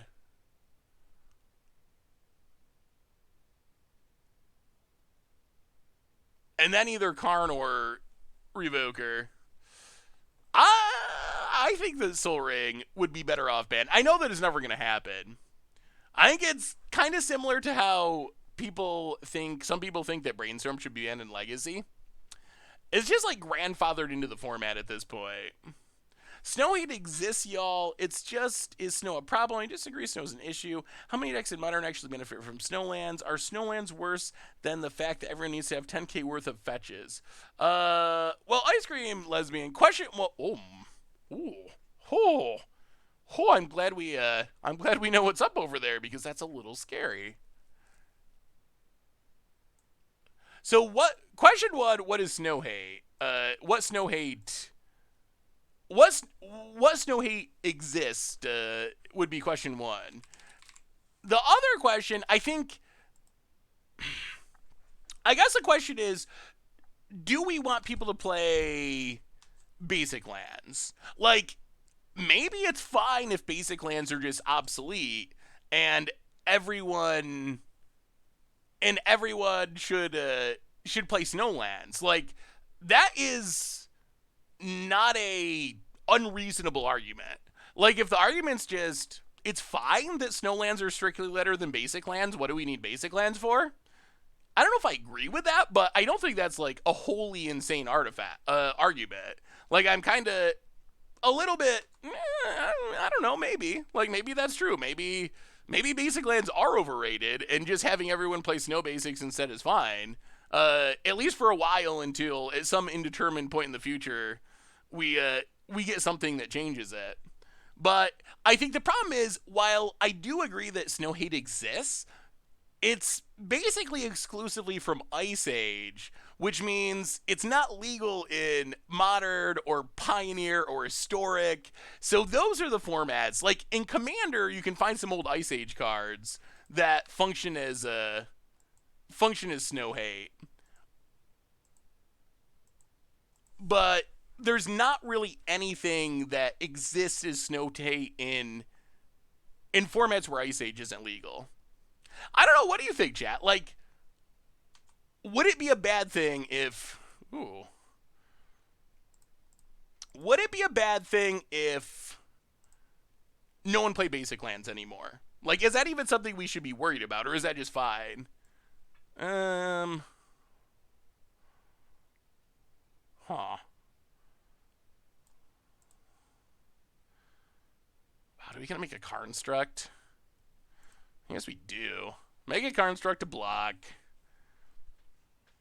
Pass the turn. I mean, I hardly play basics. I mean, that's true as well, that basics are, in formats like Modern especially, are overshadowed by non-basics for the most part. Ooh, I successfully did not attack into the Stone Coil Serpent. I think we should get a bonus point for that.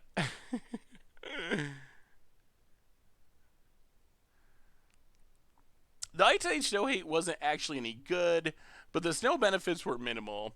Yeah, I mean, there's some. I think there's a card called Avalanche that's destroy all... So much mana. That's destroy X Snowlands. So something like that, I think, is legitimate. On the other hand, like, Thermocrost or whatever, that's like, destroy a land if it's snow, you gain a life or something. Like, that's not really what I'm thinking of when I say Snow Hate.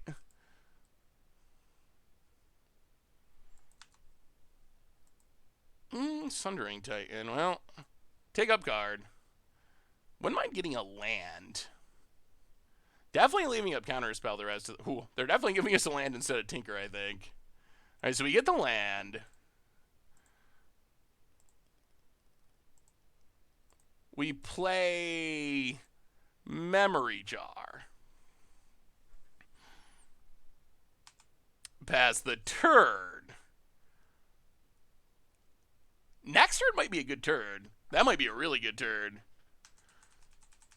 Snow Basics is kind of basic. I wish they would print different versions of this, like Desert Basic Lands. The problem is they have real implications in the game, though, right? I kind of like basics, I guess, is a fine way to describe them. They are kind of like basics, but they're also not like really basics because they do things basics can't do. They turn on cards that basics can't do. So, I think that would be my concern with having deserts and whatever, a whole bunch of different types of lands. I don't know. I guess I kind of like that Magic has a lot of different colors and strategies, but the mana is kind of the same. Like, mana is mana for the most part. I don't know if I'd want mana to have even more variance in it, basically. I think that snow has fine flavor. And I think that snow is also something that came from the early years of the game. If they were making Magic now, would they make Snowlands? I don't know. But back in 1995 or whatever, when Ice Age came out, probably seemed like a good idea. Now it's part of the game, so it will continue to be part of the game. 4 Tibalt's Trickeries, 4 Ugins, 4 Stonecoils, 48 Mountains. Cast Trickery on your Stonecoils, turn 0, turn 2 Ugin. I mean, yeah, have to math it out a little bit. As someone who's played recently, we just played a lot of zombie hunting. Mulliganing for a card is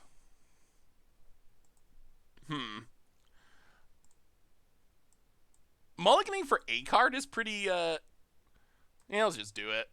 Mulliganing for a card is pretty easy these days. Mulliganing for 2 individual cards, that might be asking for kind of a lot to go right.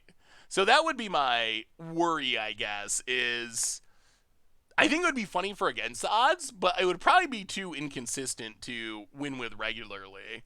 It would be something where you just like do it, and when you get the win, it feels really cool. But then you probably never play the deck again because because then you lose 10 games in a row or something, and just mulligan to 0 every time or whatever.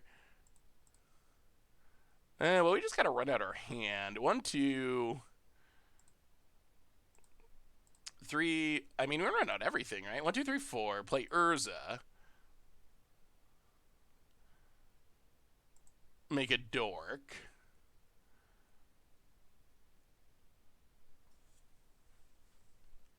I mean, this one feels pretty over.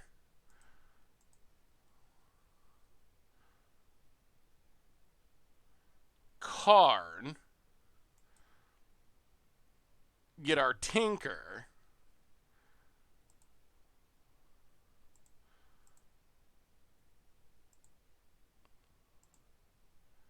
Tinker.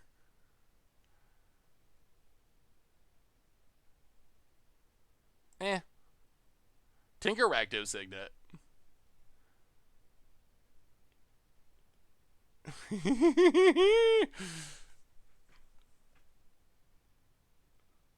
Get Bolas' Citadel.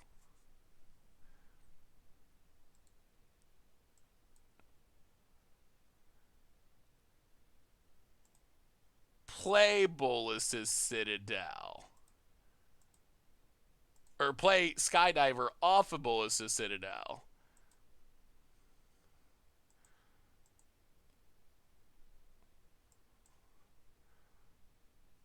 Oh, Mindslaver! Mindslaver! We did it! We did it! We did it! We did it! We did it! We did it! Yes! Steal your Dimir Signet. Oh, it's a hard lock. We got all of our opponent's turns. Like, we locked them. Mindslaver. And that looks like game to me. Tezzeret, sure. Watch us get burnt out. Might as well. Winter Orb 2. Keep the fun going. Winter Orb. Urza. Tap. Urza. Tap. Urza.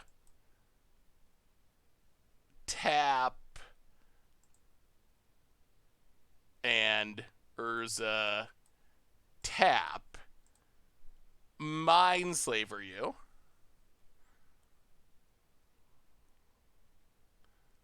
Island, Tezzeret. Wow, this is a turn. Tezzeret for Black Lotus, Black Lotus, Metalworker,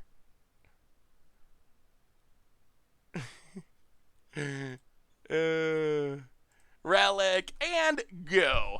That was a turn. That was a turn. All right. And your go opponent, sort of. There is nothing worse. There is nothing worse than getting mind-slavered. There is nothing. All right. Opponent, discard a bunch of stuff.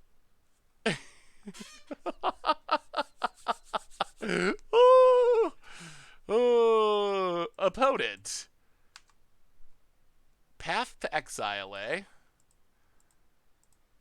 Well, we will path that. Let's take a look. Emeralds, Blightsteals. Alright, no land for you. Go to combat. Attack. I mean, we're just gonna kill our opponent. We're not gonna drag it out unnecessarily. We just have lethal on board, so we will be nice and just end the game. Untap. Go to combat. Hit ya, kill ya. Yeah. I mean, we could keep looping Mindslaver, but we have our opponent like super dead on board, and our opponent's scooped anyway. I feel a tiny bit bad. I don't mind if our opponent doesn't know that I can kill them. I don't mind not killing them to try to do sweet things. But when it's obvious on board, I kind of feel like a jerk if it's not hidden information. If I intentionally don't kill the opponent. Could just errata every basic land to be snow. That way you play whatever basic land you like. Ooh. Hey, Seth, I want to tell you that I won a Gladiator tournament for $400 last Saturday. That's awesome. I still have not tried Gladiator. I still intend to. It does sound interesting. Where do you actually find the tournament? I guess before our next match, a quick reminder that our sponsor this afternoon, or evening for that matter, is Card Kingdom. And if you need some magical cards, you can get them over at cardkingdom.com. So thank you to Card Kingdom for supporting the show. It's on the site. Wait, the tournament for... No. Like, how do you sign up for it? Like, if I wanted to play a Gladiator tournament, how would I go about that? Naz Smith, 49 months. That is ridiculous. Almost 50 years. I think Divine Gambit would be almost unplayable. Would be almost playable if it put a card that shared a permanent type with the exiled one. Also, I can't hit walkers. As is, it could be an instant. It would be so bad. Yeah, I mean... I think I would agree with that. If they want to do the show and tell thing, I don't know if it would be good if it was share a permanent type, but it would be something that would at least be in consideration, I would say. It would be much better than it is. As it is, I don't know, has anyone come up with a way to play that card? Thank you so much for the 49-month resub, by the way, which is amazing. Has anyone figured out how to play it? Like, is it a joke? Do you think Wizards actually printed it as a meme? I've heard some people argue that. And the thing is, I'm not convinced that Wizards as a corporation is self-aware enough to print a black border card that's essentially making fun of themselves. Like, I don't know. Is that something that Wizards has in them? I'm not sure that they do. A lot of people say Containment Priest. The problem is they can put any permanent into play. So if your opponent sees you have a Containment Priest, they will probably choose not to put a creature and put a Planeswalker or whatever. Elspeth Conquers Death. Divine Intervention? No. Verdict? There's so many divine cards. What's the new one? Divine Gambit. Divine Gambit. White, white, exile an artifact, enchantment, or creature your opponent controls. And they get to show and tell. They get to put a permanent into play from their hand. Interesting, Odyssey. Well, thank you. I will have to check it out. It does sound like a format that I would like to at least test out. Oh, almost there, Illuminati. 51,000 points is where the real rewards kick in. Although, seriously, yes, I know we do need to do something with them. Buddy Tonto, welcome to the Fishbowl. Thank you so much for your subscription. First time sub, big scoop cheer for you. Thank you, thank you, thank you. Sensei's dividing top, eh? Alright, alright, alright. Well, ooh, Mox Diamond. Alright, let's play Mox Diamond. Discard the island. Academy Ruins. I guess we still need more mana, don't we? Oh, pass the turn. We want to get to this memory jar / Tezzeret. That's the main goal. I wish Divine Gambit could exile any permanent, then allow them to put a permanent into play. That would be interesting if it could hit lands. I feel like, I mean, it could be free with that text, and I don't think it would be playable. Like, if it was 0 mana... oh, dear. If it was 0 mana, I think it would still be bad. So it's not a mana cost thing. It's that show and telling your opponent is incredibly risky. I think that would need... if that had more of a drawback or restriction on it, then... oh, boy. Oh, boy. Opponent's also tinkering, but they're tinkering... alright. Well, opponent got the tinker, and we do not this game. Huh. Only 14 mana away. So close. Well, hopefully it's our turn to tinker next time. I mean, Dismember keeps us alive for a turn, but we don't have a next turn after that. Like, there's nothing. There's just no way to do anything from there. Well, we definitely want Opposition Agent. That seems really good. And yeah, I regret playing this Kaldehim's Awakening. I don't think we actually want it in the deck. We don't have enough creatures for it to do much, and it doesn't work with Mox Diamond. Yeah, Freebooter probably is worthwhile. Winter Orb does not seem great again. Huh. What else can we cut? We gotta cut one more of something. Relic? Run it like that. Opposition Agent in response to Tinker would be insane. It won't hurt if you Thoughtseize or Duress first. I mean, is that true, though? Like, yeah, if you Thoughtseize or Duress first, you can try to make sure your opponent doesn't have something incredibly good in hand. But really, like, I don't know. I don't feel like that's enough. I guess some people said, like, oh, if you get your opponent empty-handed, like you're playing 8-rack or something, and you get your opponent empty-handed, then it's all upside. It's 2 mana, get rid of, artifact, enchantment, creature. And that's true, but if you're playing a deck that can make your opponent discard that much, you're probably heavy black, and then is the upside of hitting an artifact enough to make it better than, like, Feed the Swarm or Fatal Push or whatever? I don't know. I have not been able to figure out...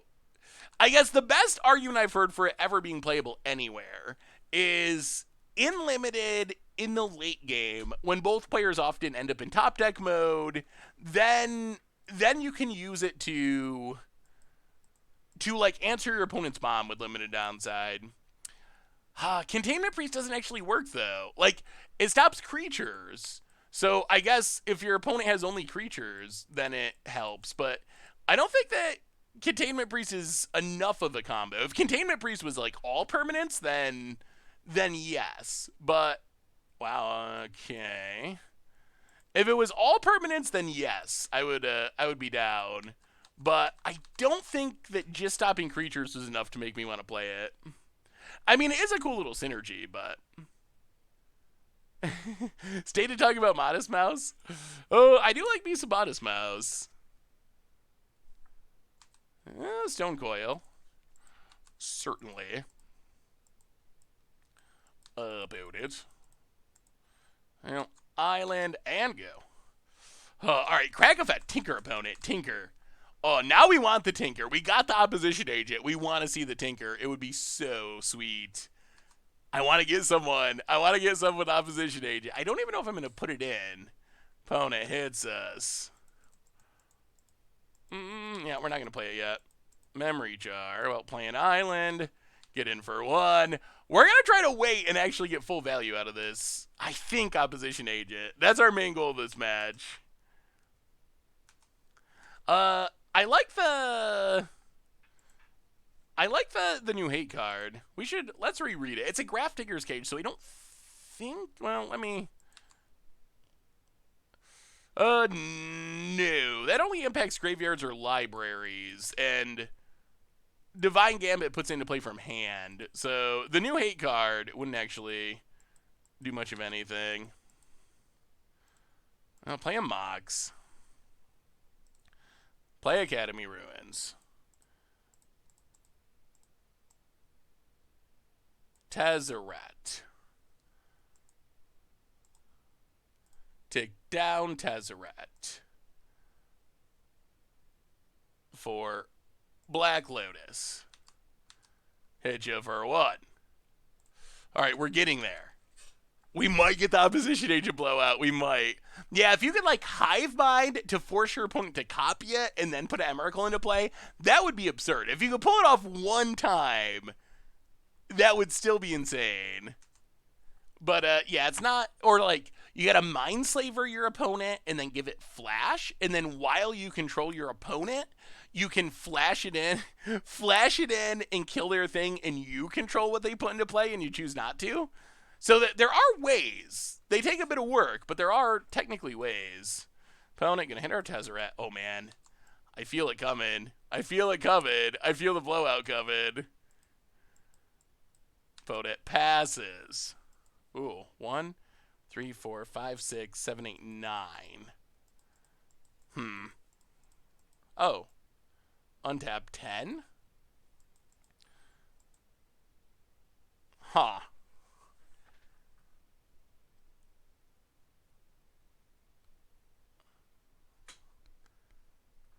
We could Mindslaver. It would take all of our resources, but we could do it.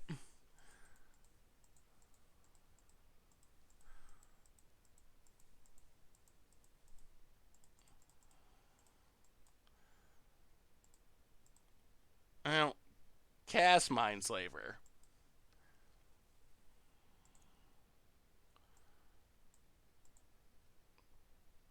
Untap.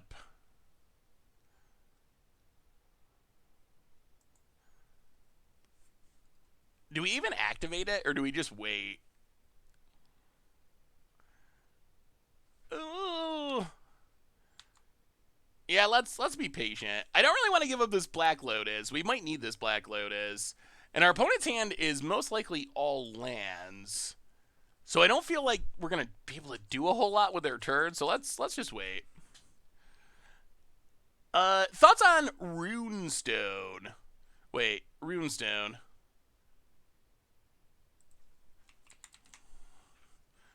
Oh, is that the demon? No, it can't be called Runestone Demon. What is Runestone? Opponent, make manas. Oh, the hate Weathered Runestone. That's the hate card, right? I'm still learning all of the all the new names. It takes a while to sink in. I mean, it seems like standard Graph Digger Cage to me. There's some like very slight differences. I think it's better against like Genesis Ultimatum. Wow, opponent also has Mindslaver. Okay. I think we win this Mindslaver. Oh, ho, ho, ho, ho, ho, ho. It's happening. It's happening.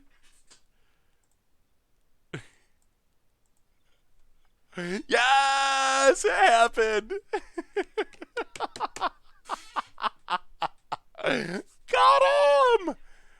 It happened. It happened.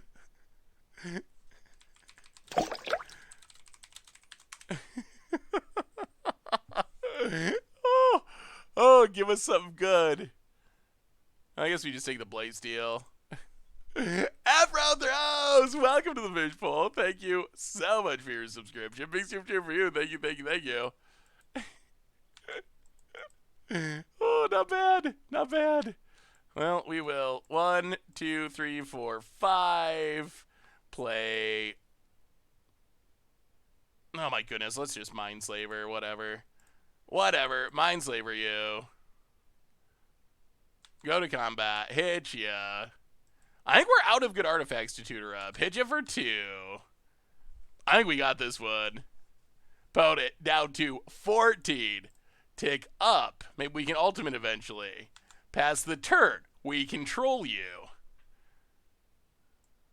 Okay. Opponent's... I didn't even know they had Lotus Bloom, honestly. Workshop. Chite hiding under the shell dock. Okay. Well, opponent passes.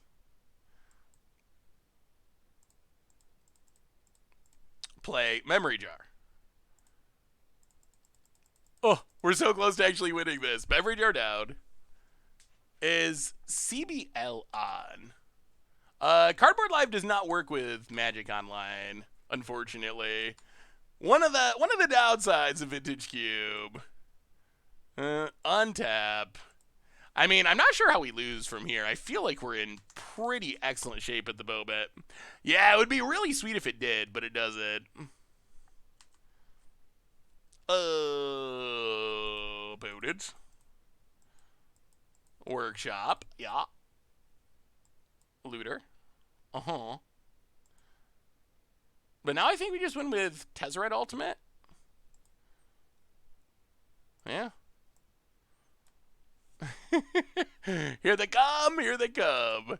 5/5 Mox, and we got it. We actually got it. We got the opposition agent blowout. That was sweet. Divine Gambit with Confusion in the ranks. Ooh, okay. Okay, that's actually a pretty sweet way to go about it. I like it. I like that idea. I think that's the first time we've got someone with opposition agent. Tezzeret is, I think, a really underrated planeswalker. I think Tezzeret's really good. It's just, the problem that you run into in formats like Modern is, what do you tutor for? There's nothing that's just game-ending to make up for the fact that it's a 5-mana planeswalker. I feel like Tolarian Academy is a lot easier to break than Cradle. I think that's the reason it is banned and Cradle isn't. Basically, yeah, in formats with power, Tezzeret gets way better. All right, run it back. Basically, the problem with Tolarian Academy is there's a lot of free artifacts, and there are not a lot of free creatures. So it's really easy to... Well, that's a Black Lotus start. So it's really easy to make Tolarian Academy make a ridiculous amount of mana on like turn 1, turn 2. When Gaia's Cradle, it gets insane once the game goes along, but it's a lot harder to have those ridiculously explosive starts. Mountain. Mana Vault, eh? That does scare me.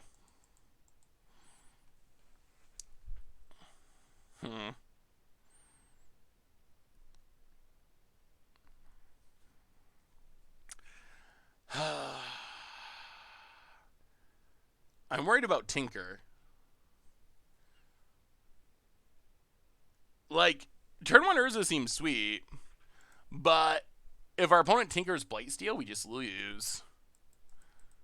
Yeah, they did mulligan. I assume they're mulliganing for Tinker, but... The problem is, I think if we just play Black Lotus and pass, there's no way our opponent's going to Tinker after getting got by opposition agent.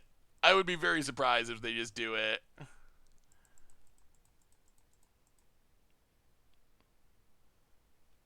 What does Urza even do on turn 1? Not much. Well, alright.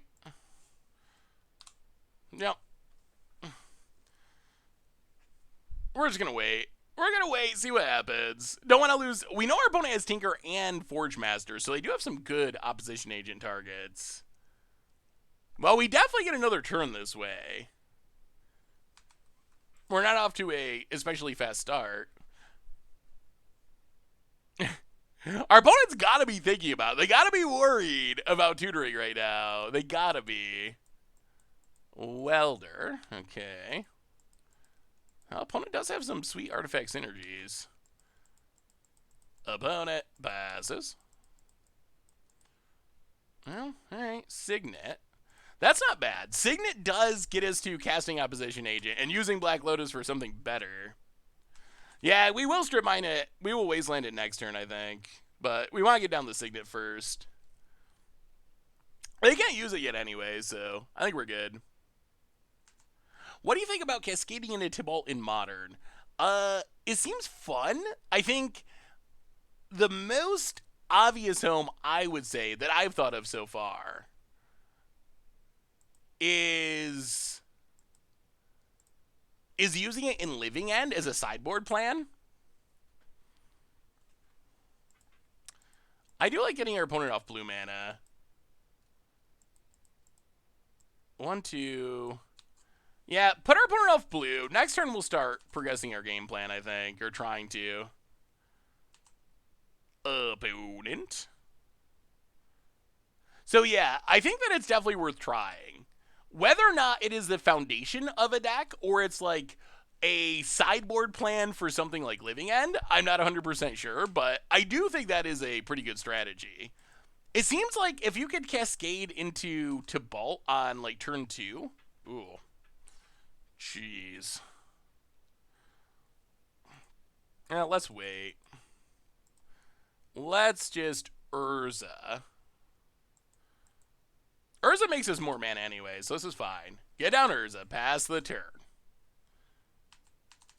Leave up opposition agent forever, just in case. Boot it. Academy. Ready. Wait, could we have played Urza and...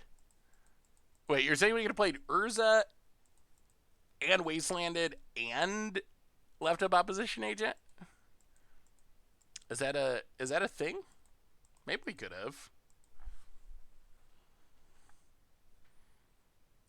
Boot it. Discard some lands. Place a jeté. And we're in decent shape at the moment, though. Ooh, Metalworker. 1, 2, 3. Huh. 1, 2, 3, 4, 5, 6, 7, 8, 9. So we can Citadel, right? 1, 2, 3, 4, 5, 6. 1, 2, 3. Still leave up opposition agent. All right, I think it's time. I think it's Citadel time. Yeah, let's have some fun. But this is Citadel. Island. Mox. And Fizzle. Alright, well, that's still something.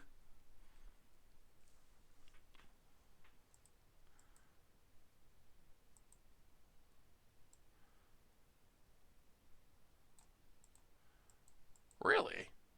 Okay. So they get rid of our Citadel, but we get back Black Lotus. Well, I guess that means we just play Metalworker and killed already. That still kind of worked for us. Yeah, I always forget Metalworker can target your opponent's stuff. It is very rarely used, but it actually is a thing it can do. So what's the first deck you're building with Kaldehim cards? Any format you want. I don't care. Standard, modern, commander. What's the number one deck? Or even just the number one card you're building around? For me, it's definitely the The black god that steals all the stuff your opponent discards or sacrifices. I still can't believe. I kind of still think that card might just be too good for a commander. Like, I think it's right on the edge.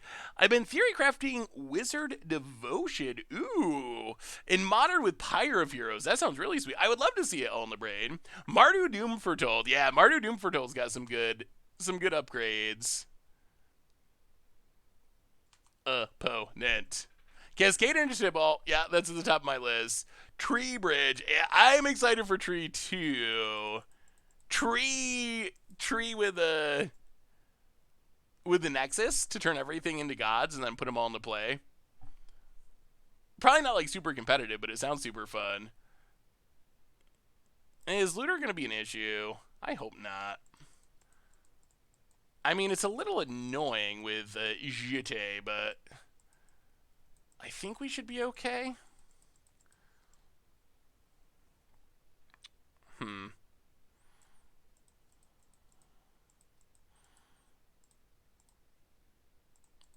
Now let's play Tezzeret.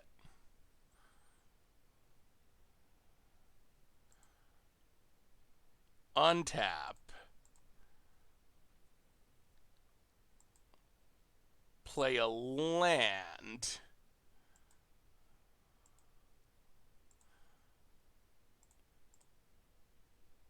Spin Urza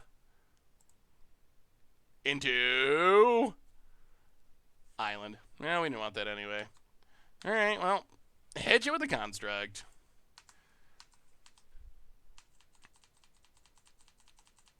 I mean, the looter's a little bit scary. Hopefully not the end of the world, though. They might actually have to attack Tezzeret because the ultimate is going to kill him. I think we're good.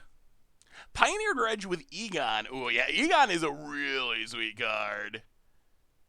Yeah, I really like the legendary tribal sub-theme. There's a little bit of, like, Dominaria in this set, it feels like to me. It reminds me just a tiny bit of Dominaria. Like Viking Nordic Dominaria. We really need to return to Dominaria again. I feel like Dominaria was one of the most well-received sets and one of the most like beloved planes that we've been to in a while. I feel like we should return to Dominaria again soon. Yeah, we'll definitely be playing some more Changelings in the near future. For sure. Partying using them with other tribes. Isn't our opponent dead here? Alright, kills Metalworker. Sure. Like, don't they just die if we ultimate this, or no? Do they have a plan? Okay, that's kind of a plan. Enough of a plan that they're not immediately dead. Opponent passes. Well, spin it to win it. 1, 2, 3, 4, 5. Urza. Shuffle him up. Battle Ball. Okay. We will accept it. Battlesphere. That's a respin. 5 artifacts. Tap them. 1, 2, 3, 4, 5. Spin number 2. Oh man, Urza's powerful. 1, 2, 3, 4, 5. Spin it to win it again. Phantography! Welcome to the fishbowl. Mox Diamond. Alright. I guess we cast it. Slightly better than an island. Tap it. Untap. And one more spin. One more. Not done yet. Spin it to win it. Urza. Just an island. Well, that was still a good turn. Good Urza hits. Well, get it with the construct. Hit you. I think we're done. Ninjutsu is one of my literal favorite mechanics of all time. Like, on the very shortest of lists of my all-time favorite mechanics. I would love to see more. That's one reason I actually want to return to Kamigawa. I don't really care about Kamigawa flavor. I didn't really like original Kamigawa all that much, but ninjutsu is just such amazing mechanic. I will deal with Kamigawa if it means more ninjutsuing. I mean, Yuriko is definitely top end of what I would want to see for ninjutsu. I think that's about as good as ninjutsu can be. But I really like just like Ninja the Deep Hours, Ingenious Infiltrator. Why didn't they welder the token away? I guess they didn't want to give us back Bolus's Citadel, but it might have been worth it for them to bite the bullet and do it. I mean, I think this one's just, I think it's over. Goblet Guide. It's a blocker. And kills our dorks. Maybe Jitte's better than I was giving it credit for in Cube. Well, alright, Urza, do your thing. Spin it to win it.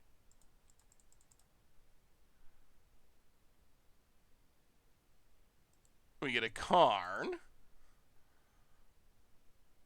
Make a Karn Struct. Do we just have lethal?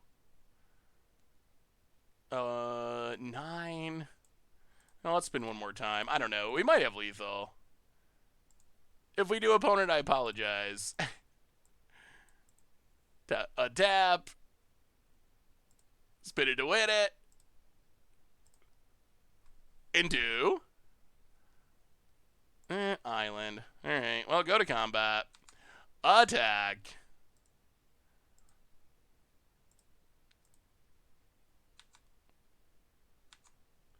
I guess we don't literally have lethal, do we? Little short. We could have just kept spinning, I guess. So opponent goes to 9. They block here and go to 3? Could they not have given us Metalcrafter instead of Bolus? Metalcrafter?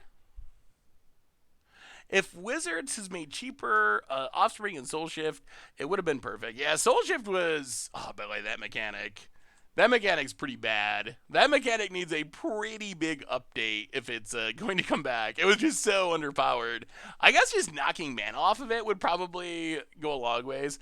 I also think, like, the other issue with Kamigawa was they, like, broke stuff with Mirrodin, and then they pulled back the power level really hard, and Kamigawa kind of got the brunt of it. Wizards tends to do that. We also had, what was the... Urza's block into masks is another big example of that. Like, Urza's block was, like, historically broken, and then masks was, like, so underpowered. So every once in a while, Wizards goes too far, and then they, like, freak out a little bit, and they really power down the next set. And that kind of happened to poor Kamigawa. Mindslaver, thankfully, cannot be activated. And I think that's a GG's. And we even got to get our opponent with the opposition agent. I mean, you can argue the opposition agent won us this match, really. In all honesty. And that's a GG's. All right, good game. And our deck actually did not do horribly. All right, go to combat. And opposed gives it up.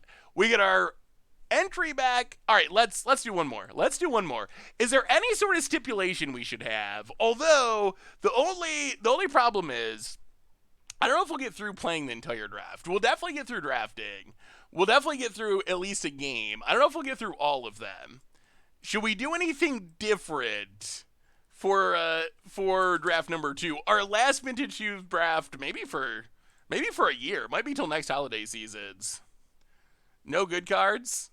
Strongest deck possible. Uno. Always have to pick the same color or mana cost or type. 5 color. Worst pick per pack. Would you actually want to see the worst pick per pack? Lowest rarity in each pack? Super Friends. No blue. Lands for Storm. A different color each pick. I don't know if it would actually be fun to watch the worst card each pack. It's an interesting idea, but if you get the chance to turn 1 win combo, you have to gamble on the remaining cards. Ooh. So just go all in to win as quickly as possible? Alright. Alright, let's see what happens. I mean, Force Storm is fine. We've Force Storm before, but Storm is fun. I mean, horrible usually, but fun. Wizard Devotion looks good.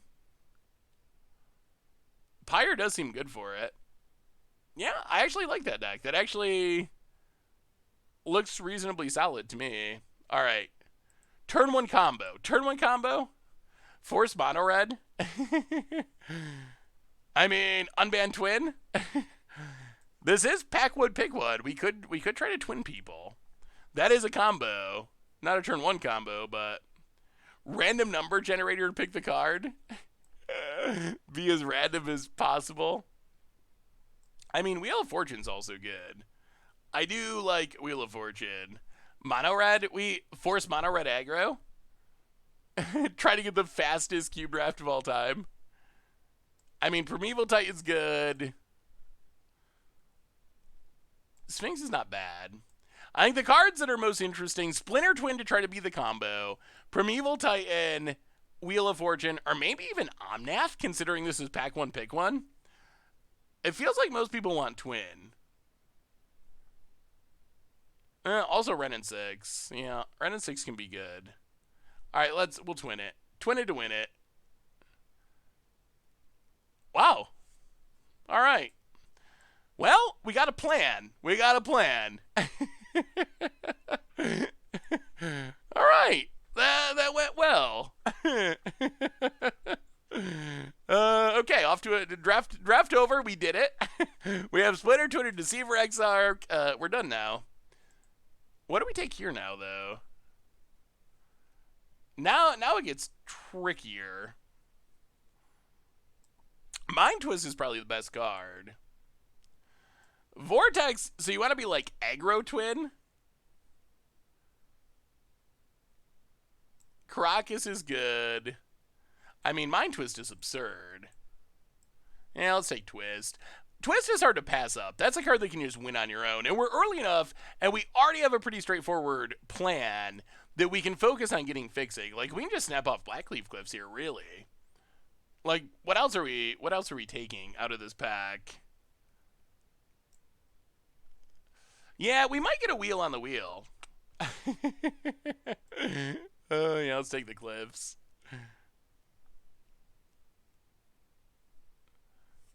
Oh, we're Grixis twinning for Crim. Crim would be pleased.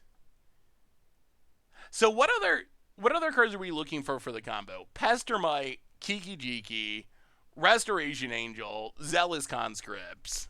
About Turgid, I think people forget that sagas sacrifice when they hit their last chapter, which is going to be really awkward with Turgid sailing in them. That's a good point. Oh, Recruiters, yeah, Recruiter for sure. So white might actually be a good splash color too, because of Recruiter effects. Huh.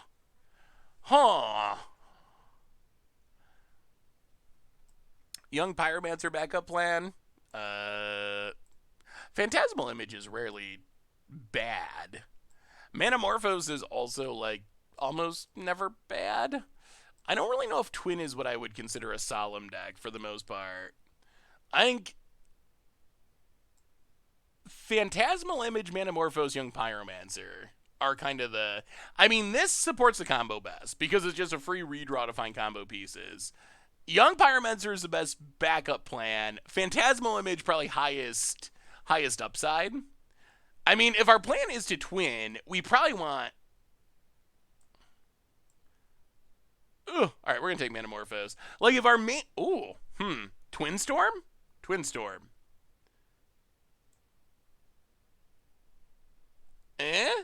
Twin Storm? We do have a Manamorphose. We are in the right colors. It could work. Brain Freeze is good enough it can just beat people on its own. I mean, the storm cards, we're going to take Brain Freeze. I think we're good. Ooh, Stormcaller. Stormcaller Brain Freeze seems insane. All right, we're doing it. Twin Storm. It's going to happen. We got a plan. We got a plan. Okay, what do we want out of this pack? It might just be a land, even though none of the lands are really our colors. Abbott's like me, very, very medium. Lumbering Falls is one of our... Yeah, let's take the land. We might just want to take a lot of lands. Omnath. Omnath, Omnath, Omnath. When it enters a battlefield, draw a card, makes mana. Can we cast it? Yeah, I mean, we are in black too. It might just be Cruise? I'm blaming LSV for this. Every time someone goes Storm, it's LSV's fault. Oh. Yeah, let's say Cruise. That works with Storm and with Twin. So we are going to want cheap spells. Yeah, Ingress Rampage, I guess.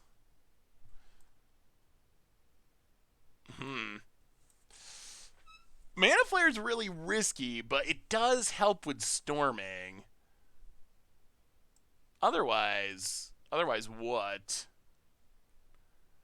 Do we know what the next cube will be? Hope it's Legacy Cube.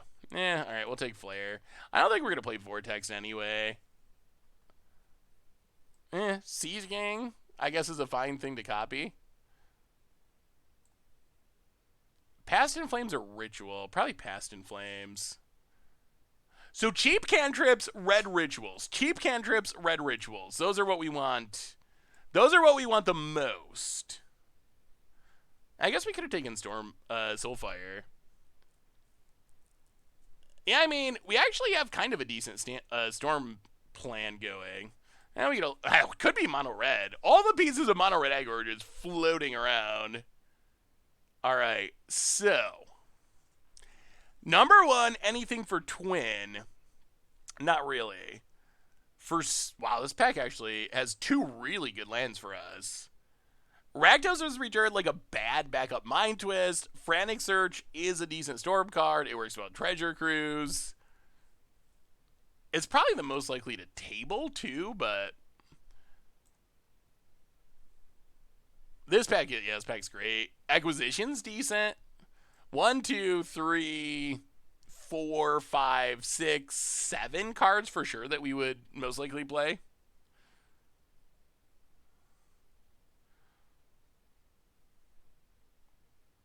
Volcanic probably is the correct pick. All right, we'll take it. I think Frantic Search will most likely return anyway. Ooh, I really like Spellseeker. Spellseeker gets Manamorphose Brain Freeze. Gonna be helpful with the Storm Kill. And hopefully we get other stuff. Otherwise, Dark Ritual should come back. Probably Spellseeker. I mean, I guess Signets are fine. Let's take spells. Well, Seasoned Pyromancer is actually really sweet too. Digs to our deck, fills our graveyard for Treasure Cruise. Electromancer. I've never really been impressed with Electromancer effects trying to storm in Cube. I feel like they're a lot harder to pull off in Cube. Well, my first instinct was Spellseeker, but I almost think Seasoned Pyromancer is better. And we'll go Spellseeker. Tutors are good. Tutoring at Brain Freeze is good. We can show and tell our Deceiver Exarch into play, or Splitter Twin into play. Actually, the best card is Recruiter of the Guard. Oh, actually, no, this one isn't good. This one doesn't get our Deceiver Exarch. Just kidding.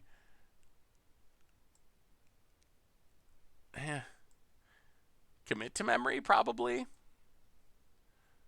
Otherwise, there's not much. Yeah, I think it's commit. Take commit. Recurring Nightmare again. I actually really like Direfleet Daredevil too. Most decks are going to have some spells in their graveyard. And sometimes they are really good. Like, snagging an Ancestral is so sweet. Yeah, I miss 8 mana bolas too. That is a really fun card. Yeah, let's just take Daredevil.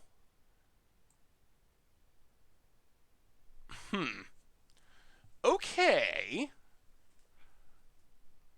High Tide is good with Storm. Demir Signet is good in general, though.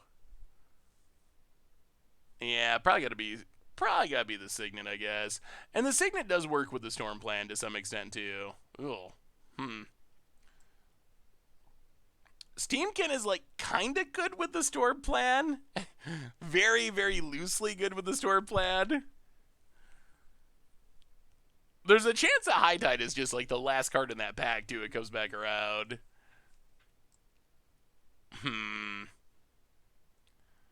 I almost think I take Mortars over Heartless Act, oddly. Well, maybe we just take Heartless Act. Yeah, alright, we'll take it. We'll take it. Ooh, alright, that's a Ritual. Ritual into Splinter Twin and or Storm. Also a Brawl. We'll probably get that other one on the backswing. Yeah. I feel like since we have Brain Freeze, maybe we don't need Tendrils.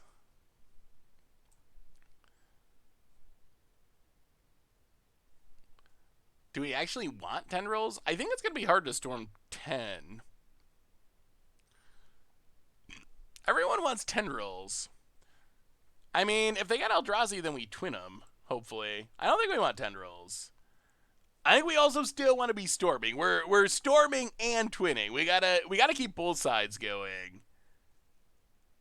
The duality of cube. Our mana's not great though. Trinket Mage doesn't get anything. Light up the stage, if we could damage our opponent, would be fine. Dismember seems like a wiser choice though. Well, Frantic Search returns. I think that's better than Lotus Bloom. So that's a card we're going to pick anyway. Well, now we'll take Electromancer. It does get better if we have Frantic Surge. That does improve it. Yeah, we're not playing any of these. Show and Tell? Emrakul Twin Storm. Emrakul Twins. Sneak and Show Twin Storm. We're getting there. Sneak Attack. Tendrils came back anyway. All right. Sneak and Show, give us an Emrakul. That's the missing piece, and we will go out with the ultimate cube draft. Splinter Twin, Storm, and Sneak Attack all in one. We're almost there to the ultimate deck. Oh, we got the Tendrils anyway. All right, we gotta put some of these cards in the sideboard though, because we're not playing all these. Put the lands in the sideboard for now. Heartless Act in the sideboard for now. Lightning Strike in the sideboard. Angerous Rampage. Steamkin. Well, this deck is kind of a pile. In a really in a really sweet way. All right, what do we get? Pack one, pick one. Anything for the Kiki, for the twin plan? Not really. Anything for the storm plan? Mystical Tutor, I guess. Anything for the sneak attack plan? This Emrakul's not great to sneak attack. You need the big Emrakul to make it worth it. I should have been a little more specific with the Emrakul that we wanted. I guess Dark Dwellers is kind of interesting. It's a lot of mana, but it's kind of interesting. We want some more cantrips. What are we tutoring up with? We'll take Tutor. I think Tutor's fine. Tutor's decent. Ooh, well, that's a Kiki. Chrome Mox would also be good. The lands would also be good. Ooh, but Kiki. We probably got to take the Kiki. I do think Kiki might wheel. Chrome Mox also might wheel. That is kind of, well, probably not. That is one of the lower tier Moxes. Oh. Kiki's gonna come back, right? We got the Twin, we got the Deceiver Exarch. No one's gonna take this just because. All right, let's take Mox. Kiki will come back. It almost certainly has. Ooh. All right. That's not the worst thing to sneak attack into play. Maybe the sneak attack plan is not wise. Probe is good. That's probably the smarter plan. The ready's fine. But yeah, we probably just gotta. Yeah, we might end up cutting the sneak attacks. That might be just a tiny bit too much even for us. Well, Impulse, Medium Land, Signet. We're a little slow to start. Impulse over the Signet? I think it's actually close. Alright, everyone wants Impulse. We'll take Impulse. Watery Grave helps fix our mana. I think that's a snap pick, essentially, at this point. Light's Whisper? Thirst for Knowledge? That pack's not very good for us. Hey, what's up, Odyssey? How are you? Did we miss an actual recruiter? Uro to add to the ultimate cube deck.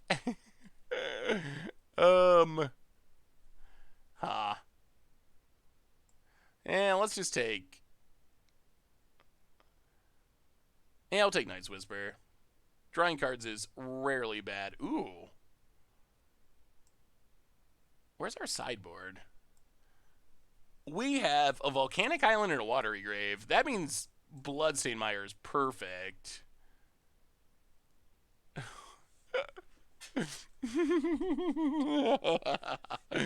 It's clearly the wrong choice, but I mean, there's no way this makes our deck better. It definitely does not, but we'll take it. We'll take it. You got me.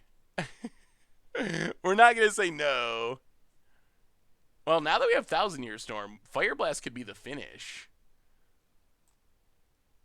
Yeah, we probably don't actually want that. Dark Dweller? Tezzeret seems bad. Getting someone with Fire Blast Thousand Year Storm would be absolutely hilarious. Yeah, you're right. Kiki didn't wheel. That is actually surprising to me. Yeah. Ooh, dig. A lot of... Oh, there's Kiki. All right, so yeah. We need one more pack. We got the Kiki. Oh... All right, we got our Eldrazi. We got our Eldrazi for the sneak attack.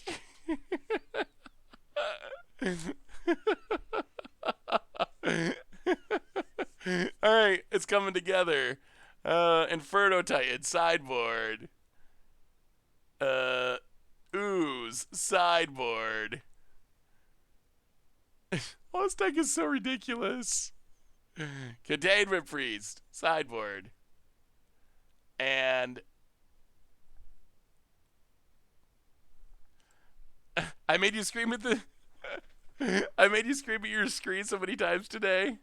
You draft the greediest decks. I mean, we're doing it for fun. So yes, this deck is incredibly greedy.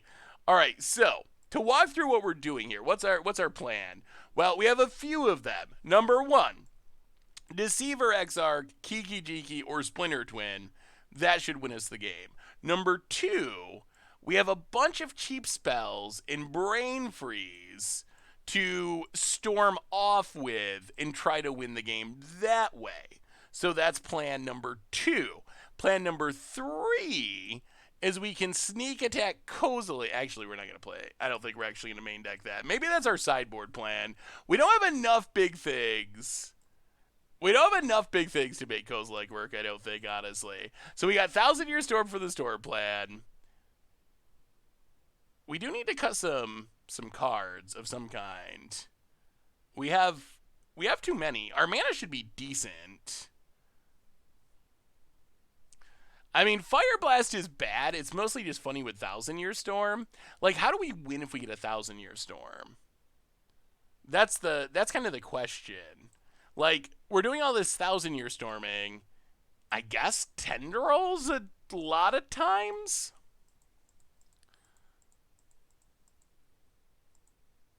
I really don't think we need.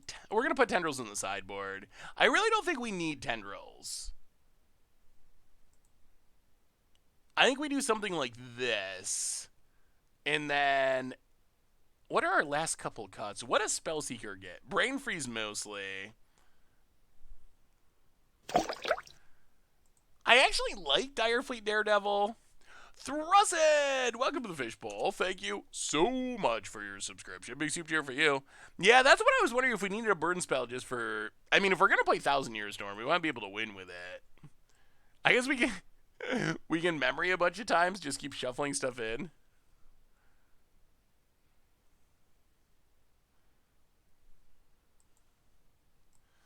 Well, Stormcaller, it seems good with Brain Freeze. That's what I'm envisioning. Just like Gitaxian Probe, Chrome Mox, Brain Freeze for 9, or Stormcaller, Brain Freeze for 9, copy it, Brain Freeze for 12. That's like a very fast kill.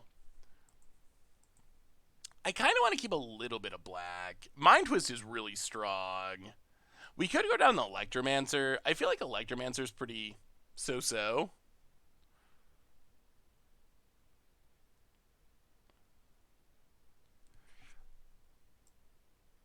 Isn't that how the math works? Like 1 spell, 2 spell, 3 spell. So then Brain Freeze, the first one's going to hit for 12, then it's going to be copied, and that one's going to hit for 15, I think. Oh. Wait. Oh, we don't actually. That doesn't work. Yeah, all right, we'll cut Stormcaller. Not if it's not actually copying Brain Freeze, then I don't think it's worth it. And let's go Electromancer. I think that's fine. So Storm, even with 1,000 years, and also Splinter Twin.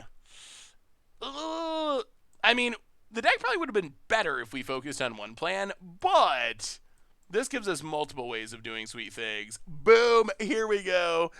Cameron Jones, continuing the gift sub. Welcome to the Fishbowl. Thank you so much for your subscription. Big super cheer for you. We didn't actually hit anything great with this deck. We didn't hit any power, any bombs. I've recently decided I will call myself the premier tempo pilot of Gladiator. Ooh. No plans. No plan 3. 03 confirmed. I mean, we have plan 3 in the sideboard. We have it in the sideboard. Sneak attack at Kozilek. We didn't get enough big stuff, though. Why no Lightning Strike? What would we cut for the Lightning Strike? Like, that's the issue. Lightning Strike, I guess it's good with 1,000 Year Storm. I don't think it's especially good as removal, but it is a finisher for 1,000 Year Storm. But what do we have left to cut? I mean, maybe the Mana Flare and just give up on the Storm plan. Maybe that's cut the key. We're not cutting the key combo, I don't think. Our deck is not a very good Storm deck, and it's not a very good Kiki deck. But maybe like bad Storm deck and bad Kiki deck together equals one good deck. That's our hope. That's the idea. I don't want to cut Direfleet. I think Direfleet's sweet. I actually really like Direfleet in Cube. We'll cut the Dismember for Lightning Strike. That's fine. I feel like most decks in Vintage Cube are decks with spells. It's pretty rare to see people not being spell decks in Cube, to some extent at least. Like, you don't see too many just, like, random spew a bunch of creatures, or if that does happen, those decks usually don't do very well.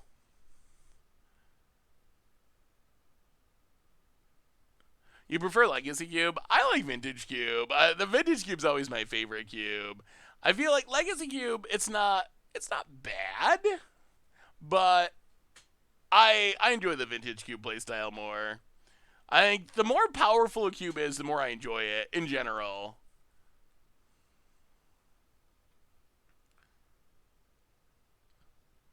I actually think Electromancers is not very good. Like, I think the reason I said we're a bad Storm deck is mostly we don't have Ponders, Preordains. Like, we didn't get any of the one mana cantrips. And really, we're like I would say we're like a pseudo Storm deck. Past in Flames isn't even very good in our deck. Like, yeah, Past in Flames might not even be worth it. We didn't really get rituals for Past in Flames, so it's going to be hard to get too much value out of it. We got a Seething Song, but not many.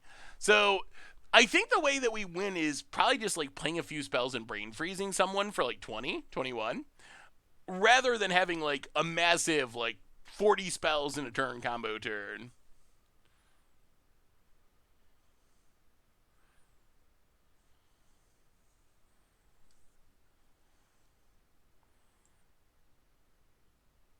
All right, we'll try it. We'll try. I mean, apparently we're not ever going to get in a game anyway. No one's cubing at the moment. Oh, did you see? Oh, chat, we forgot to talk about this. We forgot to talk about this. So, Moto has this special event. Yeah, I think we're fine. I think we're fine red-wise. So, Moto has this special event. Oh my goodness. All right, we'll go down one more swamp. We're never going to play this game, are we? We're never going to get there.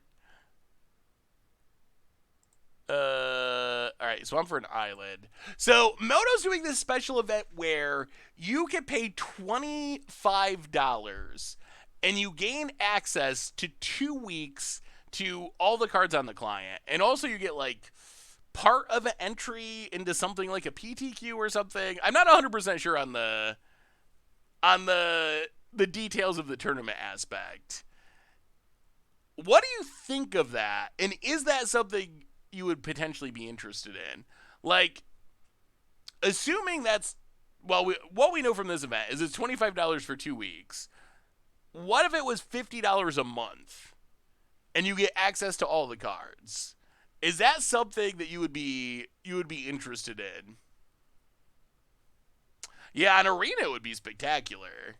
I would be more excited about that coming to Arena than Magic Online, honestly, because Magic Online already has loan programs, so you could theoretically do something similar to that, but through third parties.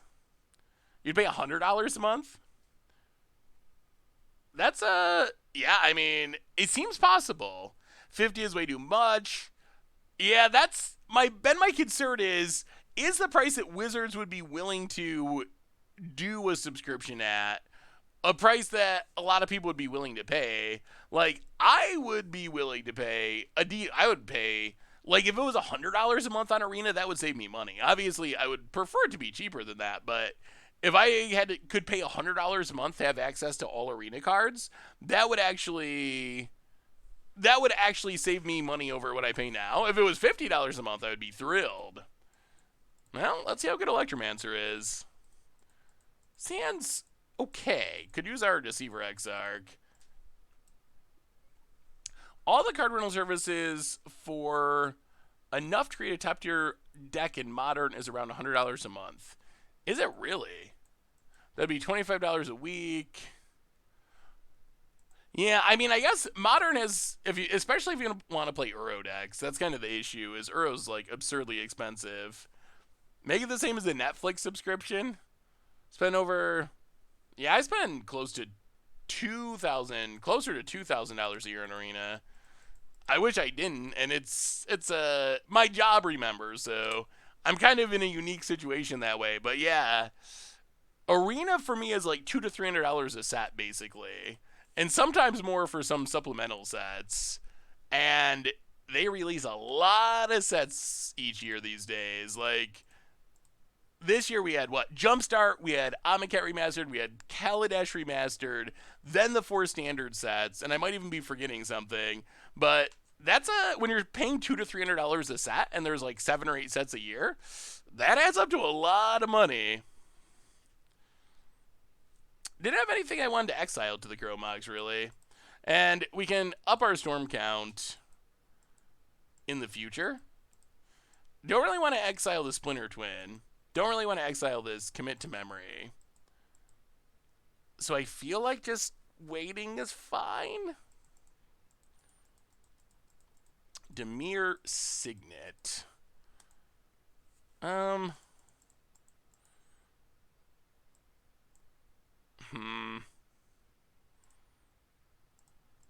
Yeah, let's play the Signet. Hopefully this daze will keep us safe.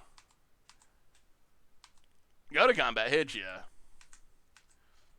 Yeah, opponent's gonna have some big stuff, I assume. Hopefully we can daze it. And then commit to memory it. Put it. Rental service for Legacy can be $50. I mean, it is not cheap, that's for sure, to do the rental programs. It does add up.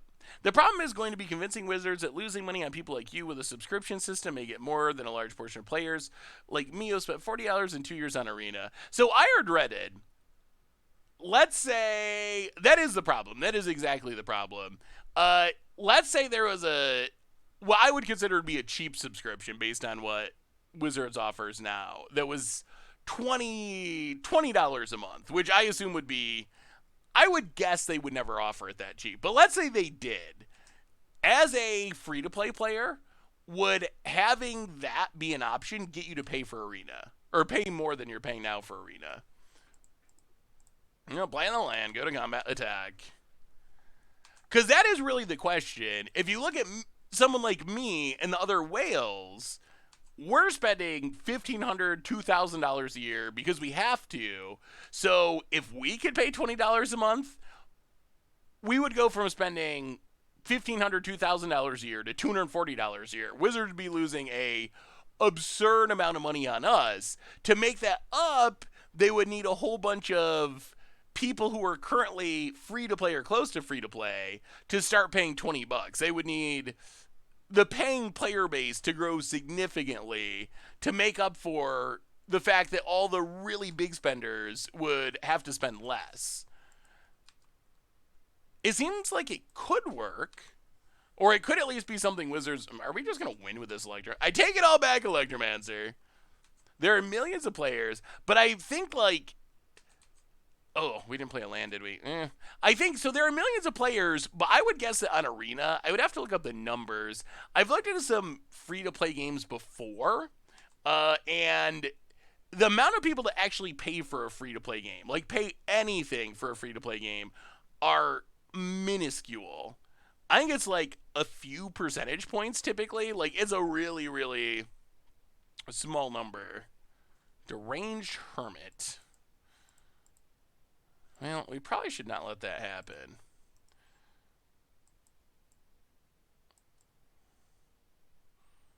Yeah, let's just commit it for now. Hopefully we get something going here at some point. Deceiver Exarch. Mana Flare. That is risky.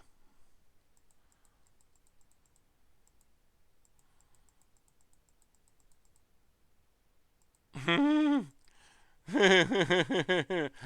mean, Flare no fear. All right, let's do it. What's the worst that can happen? Let's Crow Mogs. Exile Kiki.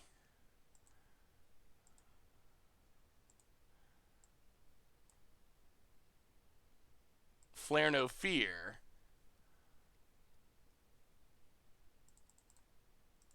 Commit. Or memory. Draw a new hand.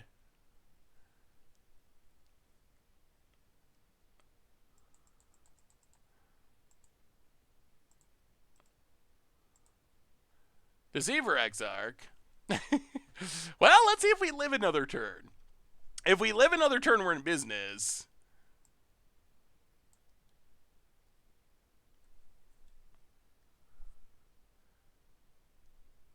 We found the twin. We can actually put it on Deceiver Exarch, but it doesn't have haste. I mean, we could Manamorphose Seething Sog. Well, it has to be unsummoning sick. That's the issue. It's a win next turn. We could put Twin on it this turn, but it needs to be able to tap, and it's summoning sick. So we still got to wait a turn to win.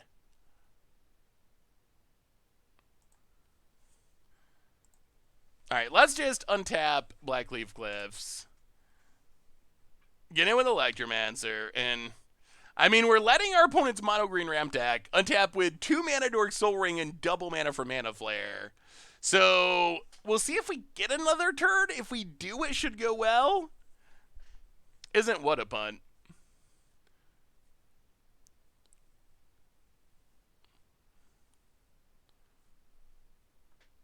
I mean, yeah, this is why Mana Flare is bad, for sure, if you don't win.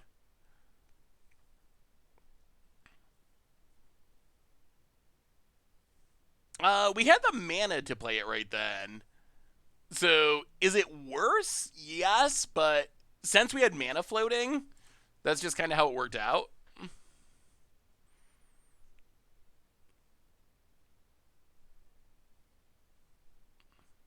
Yeah, we were just in a position we had 1 mana floating and 1 land left, so either we cast Deceiver Exarch then, or we have to, like, Manamorphose, Seething Song, do a bunch of shenanigans to cast it on our opponent's turn. So I think it's fine just to, especially against a mono green deck, I'm a little less worried about it.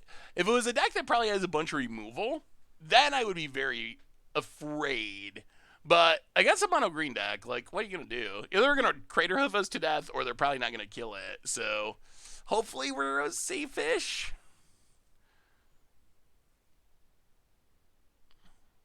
Yeah, I mean, we could have done shenanigans with Manamorphose to make it happen, but... And maybe that would be better. The other thing is we have, like, the weird mixed focus. So I also kind of like having the option to storm off still. Like, Manamorphose, Mystical Tutor, Seething Song, double mana. We're actually not that far away from Storm killing next turn. Well, let's see what big green thing they're getting. Terastodon's probably the most brutal.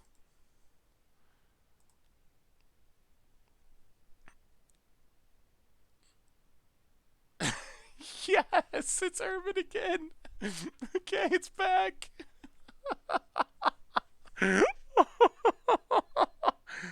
Oh, oh goodness. Okay. Oh no, does this make us chump? It does. Oh, that's Xaxes. That's unfortunate. No, but it makes us chump with our Deceiver Exarch. Well, now we're going to have to storm off.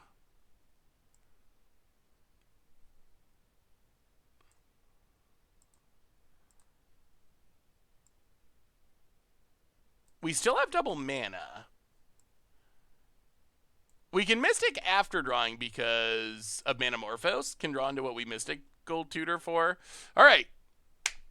We got to hope they don't have Eldrazi in our deck. We got the plan B. We got the plan B. So, Splinter Twin's off the table. Oh, God. Whoa. No, is this happening? Is this really happening? Oh, God, it's happening. It's happening! Okay. So, let's think about this now. Wow, what a draw.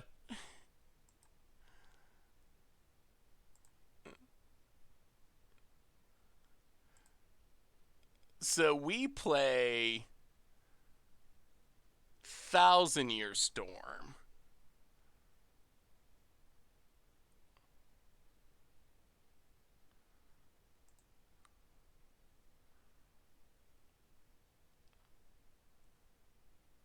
We play Mystical Tutor. No copies yet. We take Frantic Search.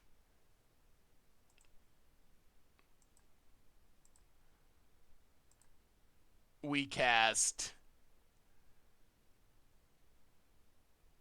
Seething Song.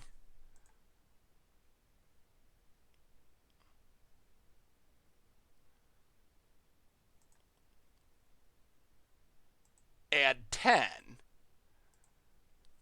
We cast Manamorphose. I can't believe this is happening. Blue, blue. There's a Frantic Surge. Blue, black. Mountain. Blue, black. Frantic Search. And I might as well tap. Discard, discard. Untap, untap. Untap. Tap, tap, tap. Frantic Search. Discard, discard. Untap, untap, untap. Tap, tap, tap. It's happening. Oh, discard. Oh, there's our Lightning Strike too. Discard, discard.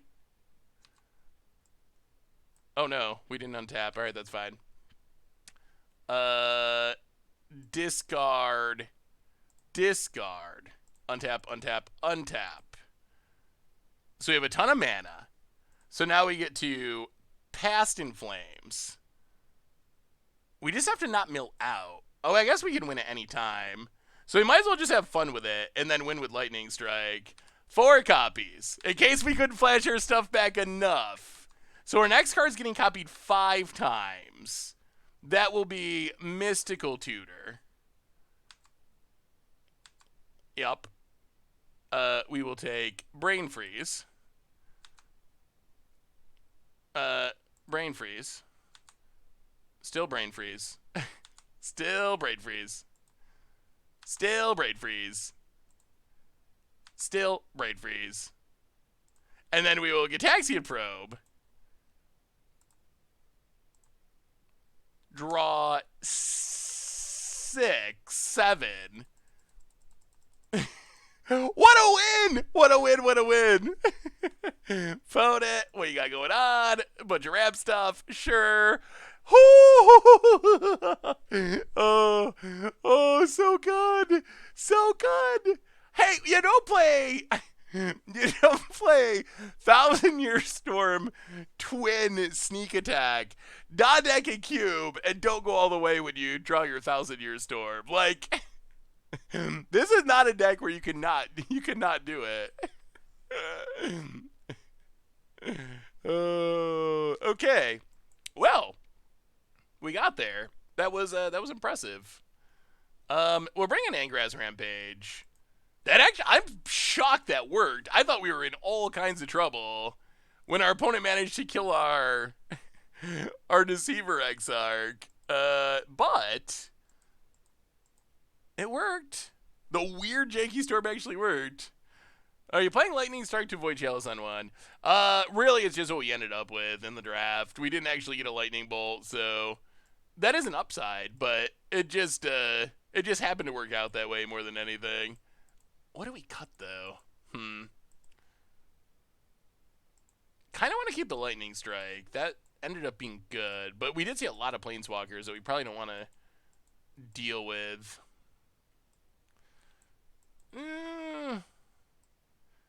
Kiki? Sneaky Kiki? Yeah, this is our final vintage cube. Oh, Turgid is so crazy. Do you think that card's safe for Commander? Like, I actually sort of wonder if that one's just too good. Is it possible that that card is just straight up too good? I actually think it's possible that it is. This hand's not very good.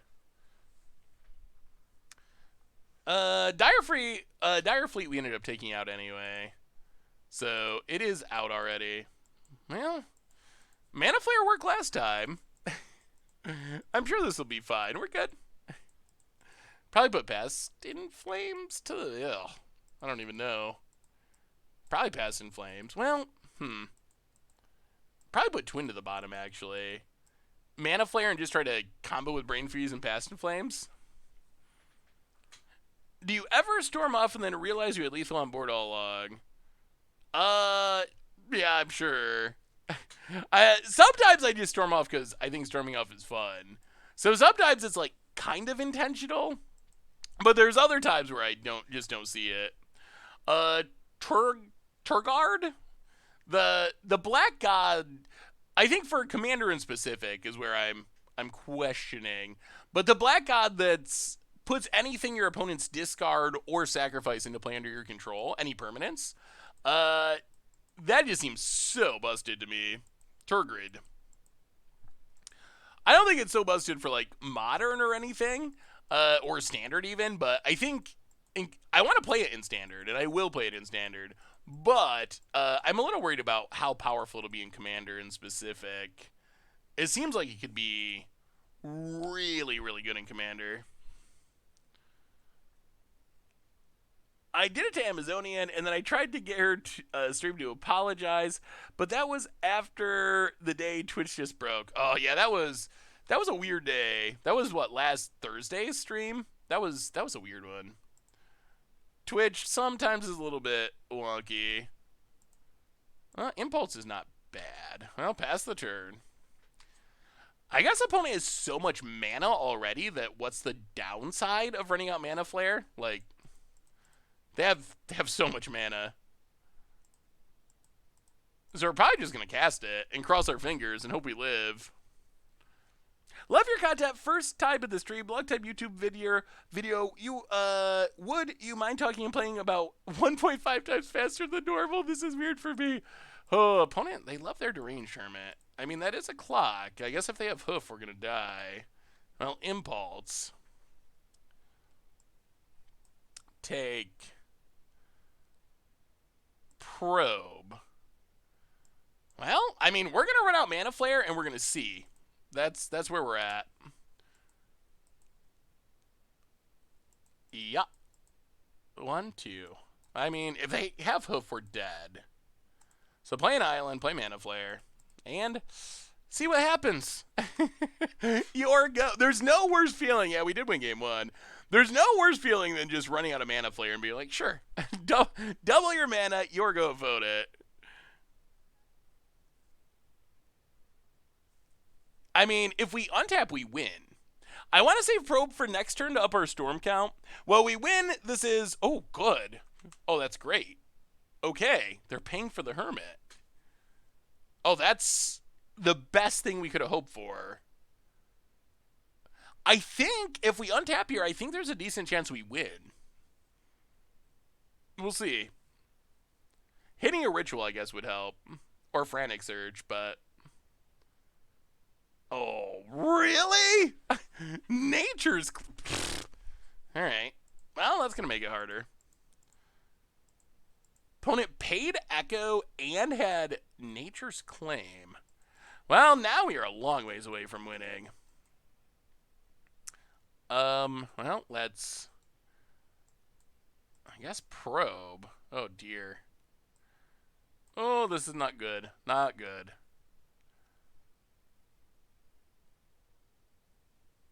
Well, probe ya. Questing be... Oh, we're dead. We are dead.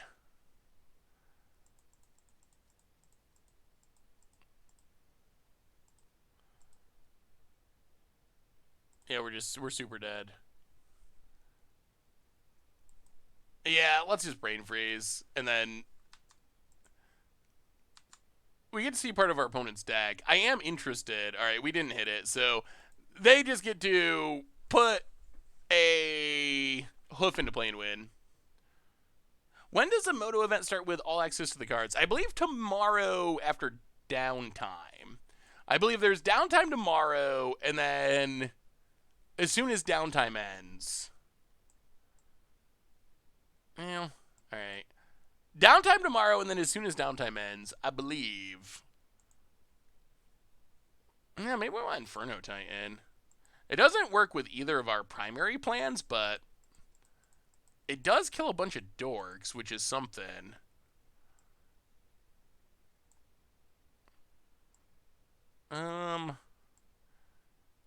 Oh, what a pile. All right. Yeah, I mean, it's definitely worth checking out. Yeah, it's an event where you can pay $25 and you get access to, well, that's a bit slow. $25 and you get access to all the cards for 2 weeks. Well, all right. We will see. We will see. We will see. Yeah, Fire Blast is a very strong card. It is very strong. I believe it's 2 weeks that it's good for.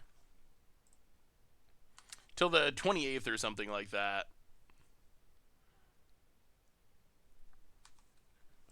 Well, alright, let's get a Water Grave. Untap. Ooh. Mind Twist has potential. Mind Twist can win games on its own. That's probably our plan for next turn. Manamorphose is a ritual into Mind Twist and just hope that we get the good cards. Is it a one-time deal or is it going to keep going on? That we don't really know. Does it let you use them for Commander? It does. You can do anything with them. If you play like competitive events with prizes, you still have to pay the entry fee. So you don't get all the entry fees to all your leagues and stuff for free along with it. Although you do get like, I think it's half of the entry fee into a specific event. Whether or not they do it long term, I don't know. It seems possible, but they haven't actually said anything about it yet. I am the evil one. Welcome to the Fishbowl. Thank you so much for your subscription. Big soup tier for you. Thank you, thank you, thank you. Kicking off the new year with 38th months of Jakemas. That is insane. Thank you so much. Well, let's see how many cards we can get out of our opponent's hand. So we will Manamorphose, add red.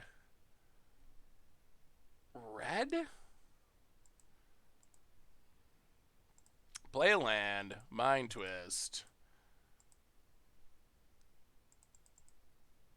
X4. Yeah. Got rid of that Deranged Hermit at least. Our nemesis, the Deranged Hermit, that our opponent always has. Yeah, it definitely seems like a really sweet event. Well, it blossoms to draw a card. Opponent. It's us. Sure. Now, land go. Frantic Search would be great. Anything to like stock our graveyard and set us up for this Past in Flames. We just need more card draw. Card draw would really do it. Yeah, Electromancer's not going to be able to win with the beatdown, that's for sure. Lightning Strike. Well, alright. Yeah, let's just kill the Mana Dork. Oh, and overtap a little bit. They're not doing anything with 3 mana, so putting them into 2 mana seems good. Pass the turn. We just need card draw. That's the last piece of the puzzle. Alright, opponent finds another Mana Dork. Oh, so close.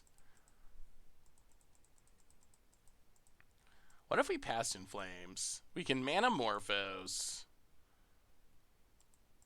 So Past in Flames is 3. Manamorphose is +1. Yeah, let's go for mini Past in Flames.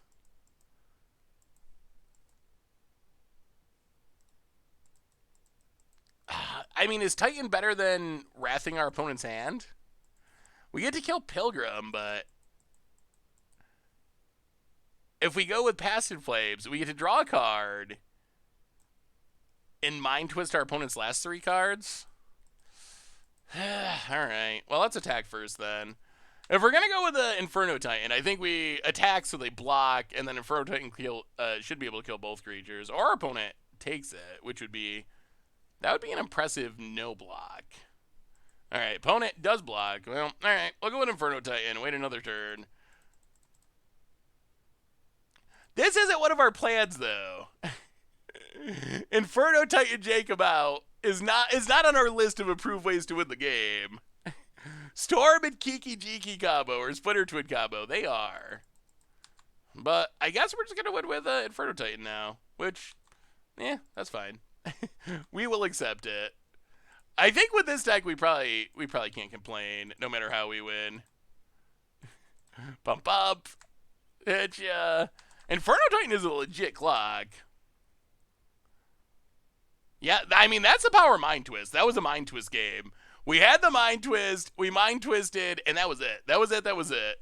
Well, we won that one, so we'll keep going. Once we lose, we'll probably call it. But we got the 1,000-year storm kill. That was the most important thing. We actually 1,000-year storm someone. You ever watch reality TV, chat? I normally hate reality TV, like in general. It's just like it's entertaining some of it, but it's so junk food TV essentially. It's like the equivalent of junk food on TV. But for some reason, Naked and Afraid XL or something like that, like some sort of survivory version of Naked and Afraid, popped up on my Hulu, and I never watch shows like that. I really try to avoid it. But they had one guy in the show that had a really sweet beard, and it got me. Like I watched an episode, I was like, wow, that guy has a really cool beard. He's got to be a pretty cool guy with a beard like that. He must be worth watching. And I ended up watching the whole incredibly stupid show. It hooked me. They got me. They got me with the cool beard. I don't even know what network it is, but they got me. uh, no, it was definitely a beard on the face.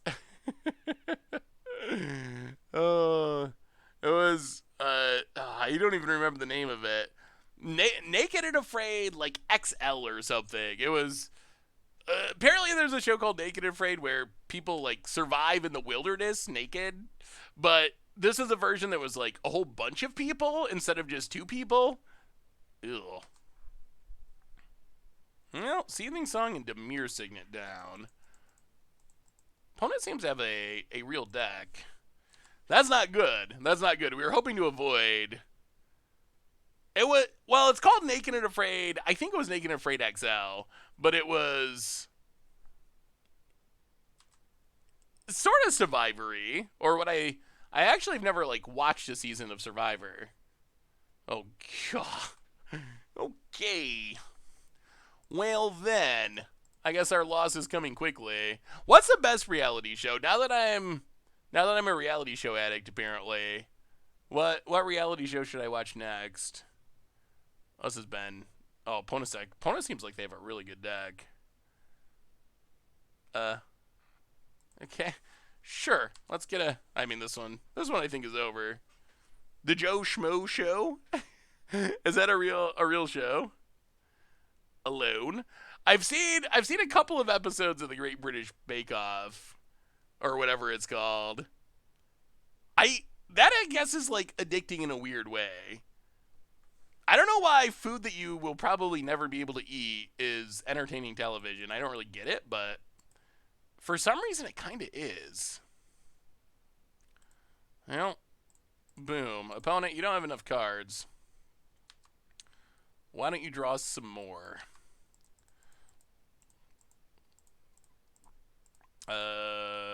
Lightning strike you. Yeah, we're super dead. Super dead. Do you like to see what they stole? Okay. No, he did not like to see what they stole. Should have, I guess. When we spell sought. Wait, no, didn't they Gonti after Spellseeker? Oh, with the fetch land? Yeah, we could have looked with the fetch. I don't think it matters. I think we're dead. Opponent has 10 cards in hand. We have a Manamorphose. Opponent's deck seems very solid. Solid like blue-black. Aw, we even drew the twin. Alright, let's go on to game 2. There's no way we're winning this. There's no way. Wow, opponent's deck solid. Solid. Nailed it. I've never even heard of nailed it. Does it involve actual nailing?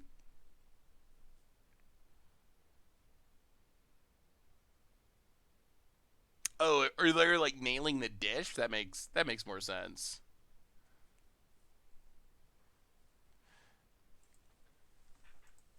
We just gotta counter the Sphinx, I think. Well, we're gonna keep this. I mean, our opponent did have a Black Lotus start, so that's. I mean, they had him to Turok into Black Lotus consecrated Sphinx. That's a really good start. Very very good start. Misty Rainforest. Opponent cracks it.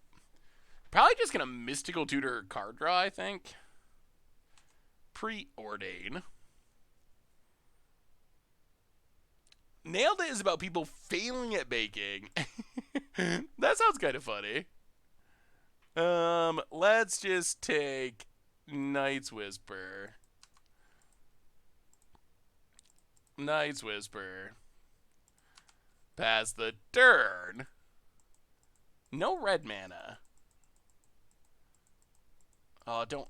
Okay, no him. That's good. Jace, sure. That's red mana. How close are we to winning? Are we close at all to winning? I mean, I guess we haven't pulled off a Splinter Twin kill. Maybe this is our chance to Splinter Twin kill. Let's Deceiver Exarch. Clevis, welcome to the Fish Poll. Thank you so much for your subscription. Big soup cheer for you. Thank you. Tap down, Underground Sea. And Kogan, welcome you as well. Big soup cheer for you. Thank you. About it, gonna loot. I mean, if we draw Splinter Twin, that's probably game. Should be game. Swamp for opponent. Also Knight's Whisper. All right, twin us. Twin us, deck. Be good. Wow, it's so risky. It's so risky. You know what? We got no fear. Mana Flare. No fear. No fear at all. You don't play this deck to be afraid. Would you recommend Jersey Shore? Someone from New Jersey told me I should watch it. If I, as a European, want to understand why New Jersey has a better reputation, can't be as bad as the reputation. I've never actually watched Jersey Shore, although I'm not from New Jersey. I'm from New York, and I'm from upstate New York.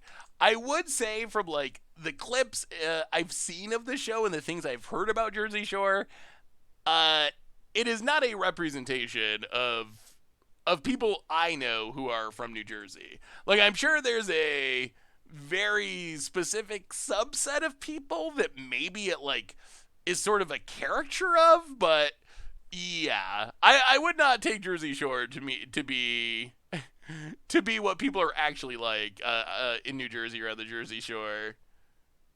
And Practical Joker is actually pretty funny. I actually think Impractical Joker is pretty funny. Some of their skits are pretty funny. And I think Impractical Jokers, actually feels pretty real to me. That's something else about reality TV that drives me crazy. If it doesn't actually feel real, and it's obviously like very scripted, that makes it a lot worse. I think the shows that I enjoy the most that are reality are ones that actually at least trick you into thinking they are real-ish. Well, all right. Opponent's going to have a Consecrated Sphinx. I don't know if that's a bad thing, though. Because we're going to have... Well, we'll see. We'll see. We're going to try to brain freeze them, and the oh, dear, they're still going?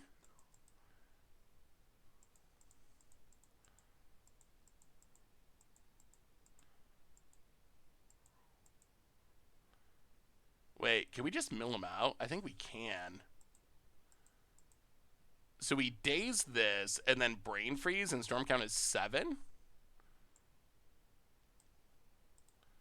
Well, let's hope they don't have any Eldrazi.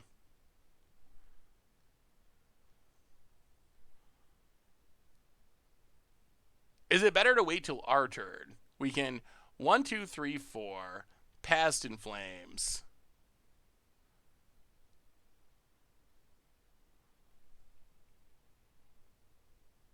Well, I mean, we can just target the Shriekmaw.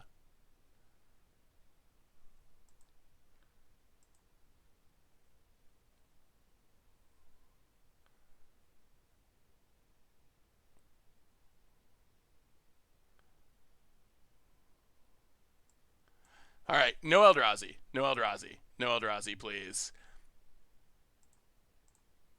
Oh, yep. All right.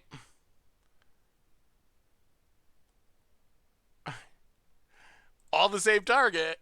This is why Brain Freeze can be really good. Like, we didn't storm at all. All we did is let our opponent cast stuff, and then we cast a Brain Freeze. Oh, boy, it's over. Oh, boy, it's super over. Super duper ultra over. Oh, yeah. All right. Well, and that's why you don't cast Mana Flare. Oh, our opponent was apparently a reanimator. I don't even know. They were an Emrakul reanimator deck in there somehow. How could Sphinx have killed him? The thing with Sphinx is it is a May ability. That's the other thing, is our opponent doesn't have to draw, so we can't really force them to.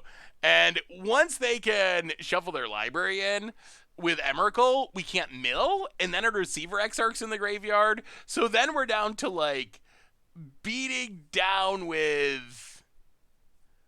Then we're down to, like, beating down with one more. All right, well... We'll do a quick one. If we fall behind, we'll probably just scoop it up. But maybe we'd pull off one more cool thing. I mean, Mana Flare is very powerful. Just the problem is you have to let your opponent get the mana first. That is the issue. But yeah, we're just basically out of win conditions there. We can't win with Mill. I guess Thousand Year Storm, but our opponent has Jace and a Sphinx and double mana, and they're just like Shriek Maw, so we're yeah, I guess that's true. I guess that's an argument for sticking it out, but we would have to win in what, like 2 turns or something? I think we're essentially just like dead there.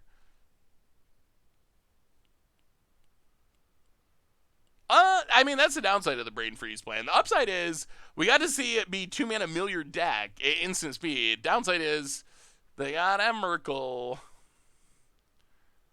Top Gear is a British motoring magazine and factual television program. That's the car driving one, right? Where it's just like 3 guys driving around in cars or something. I've never actually like understood the point of that show. Like, what is the point of Top Gear?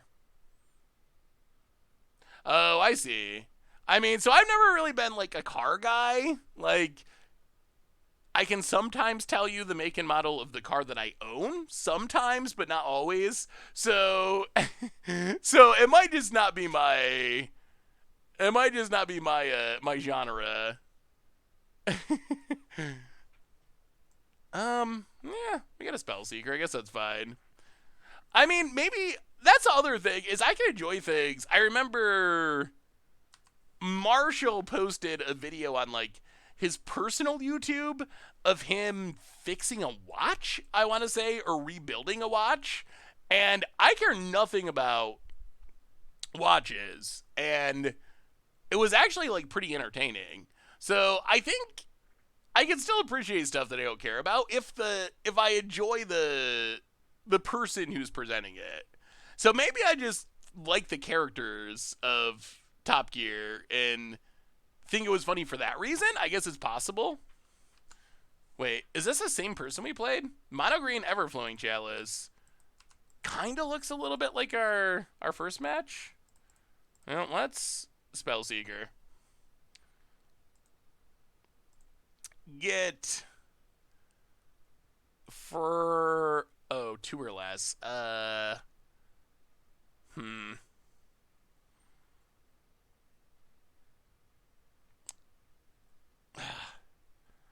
It's probably got to be Mind Twist, I think. Get Mind Twist. Go. Yeah, this looks exactly like the Deranged Hermit deck. If we see a Deranged Hermit, we'll know. I don't remember the person's name. It could be the same. If we see a Deranged Hermit, though, it's a pretty good sign, because not that many people play it. Have you watched Broad City? It's legit the only show that's made my face hurt from laughing so much. Huh, I have it. Where do I find Broad City? Jones? Is it streaming somewhere? Have I seen the It Crowd? I've never watched it through, but I am familiar with what it is. Is it a Hulu show?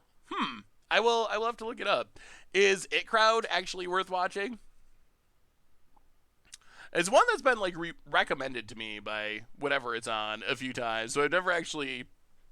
No, oh my god, it's a questing beast. It's the same guy or girl or someone, but it's the same opponent, I believe.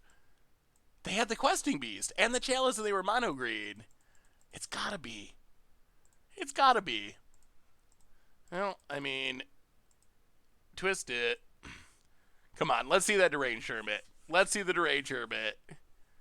Oracle, Lana Wars. All right, maybe it's just a very similar deck. It's possible. It Crowd is hilarious. All right, I'll have to check that out too.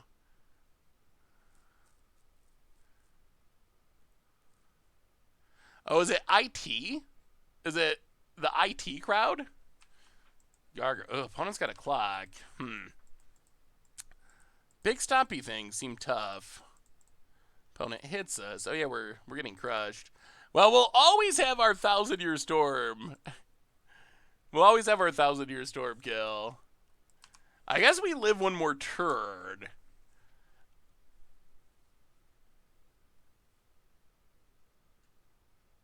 The It Crowd. Do they say the IT, like I period T crowd? Like, if I was gonna say the name of the show to someone, is it the I period T period crowd or the It crowd?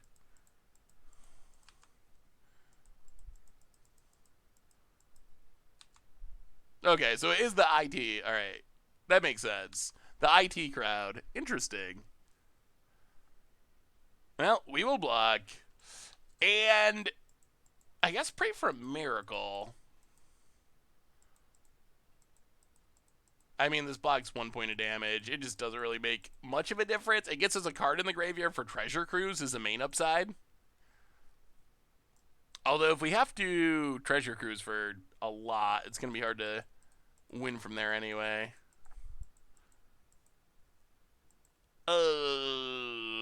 Booted.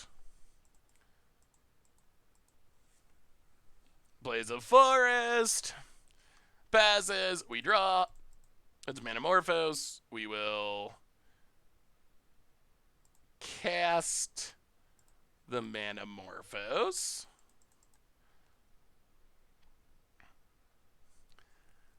Add red, blue. Well, okay. Frantic Search. Well, who knows? Those are two very good draws. That's going to make our treasure... Oh, dear. That is going to make our Treasure Cruise cheap. Cheaper, at least. 1, 2, 3, 4, 5, 6, 7, 8. Draw 3. Come on. Come on, deck. Wow. Oh, we had like 6 lands in a row. Oh, we had so many lands in a row on top of our deck. That does not help. Well,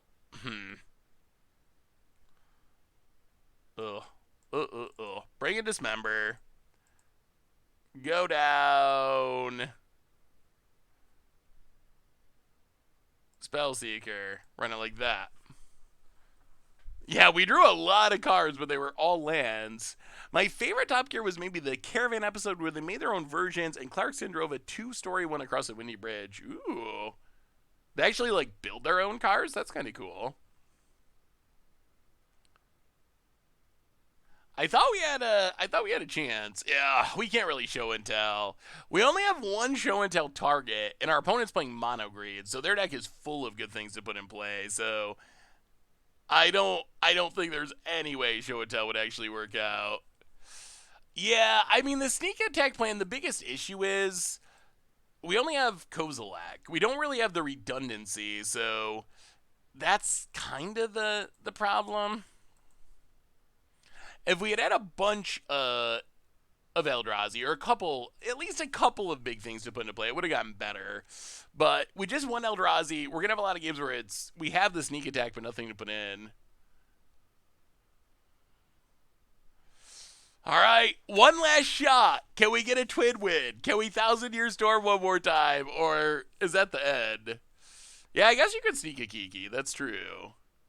Although if you play sneak attack for 4, then the next turn you probably can just cast Kiki anyway.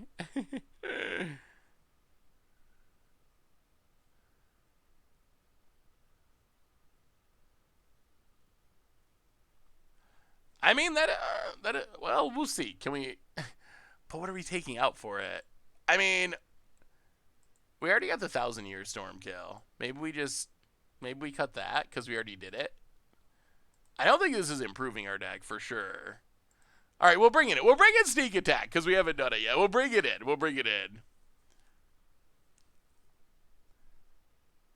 I don't think this improves our deck, but I don't know. We'll see. Titan in.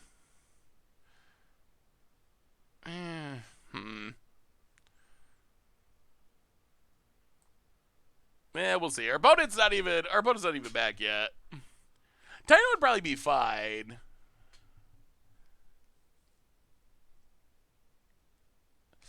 Yeah, we didn't see any more mana dorks. That doesn't mean our opponent doesn't have mana dorks, but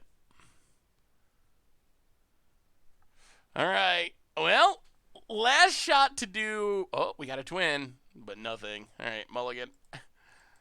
Oh, okay. Well, I guess this we keep. It's not good, but we'll keep it. Electromancer to the bottom. Probe you. See what our opponent's got going on. Mystic, Mox. Oh boy. Ramp. Alright, so they're just like mono green ramp. Well, play a land. Crow Mox. Get rid of Dismember. Night's Whisper. Oh, Deceiver Exarch. That's a Deceiver Exarch. We're doing it. We might still get the twin kill. It's possible. The last chance for our deck to do it. Opponent plays a forest and ram spell of some kind. Mox Sapphire. Sure. And Elvish Mystic. Sure. Well, no fear. None. You're going opponent. Enjoy the manas.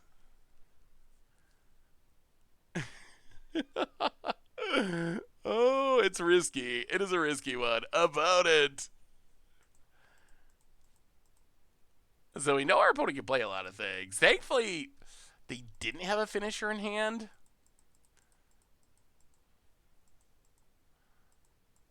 All right, there's Oracle. Yup. Force off the top. Oh, that's not ideal. Natural order usually kills you. Do you think that with Nico you could brew Esper Etrata Fidely? The tick up on Nico prevents shuffling Etrata into the library. Ooh. I mean, that does seem like a good way to play Etrata. I think that would definitely improve an Etrata deck. Etrata still, it's tough. Being 4 mana, you'd have to cast it 3 times. So, do I think that would make a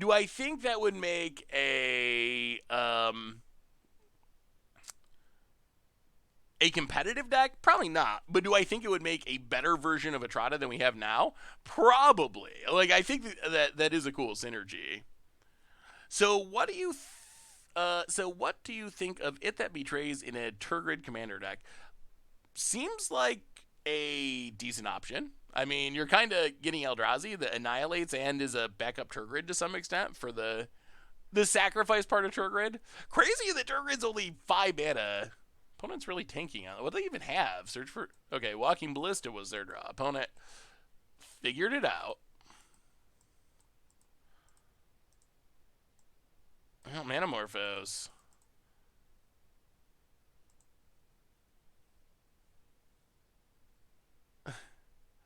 Red. Red. Wow. I mean, in theory, we have it, but I don't think we live.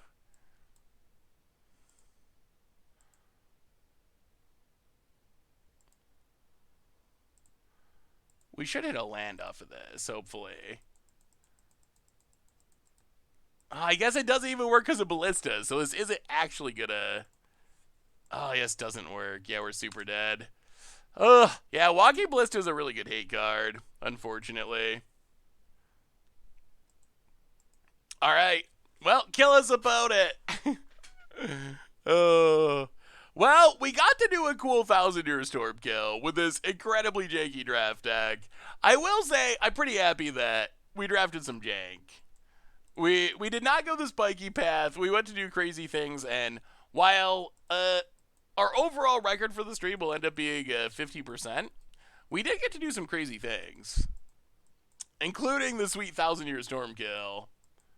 But yeah, this one, we don't really have a legitimate pathway to victory.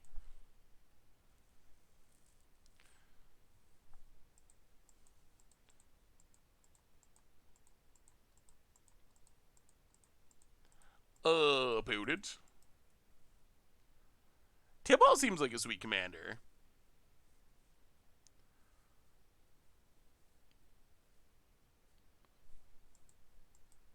It's pretty interesting that it's a way you can have a planeswalker in the command zone.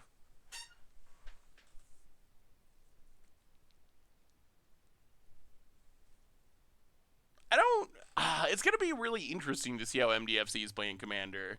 Like, having 5-color, like, prismatic, whatever the 5-color enchantment is, like, something like that being in your command zone, I think that really is kind of a big deal, and it's something we've never seen before.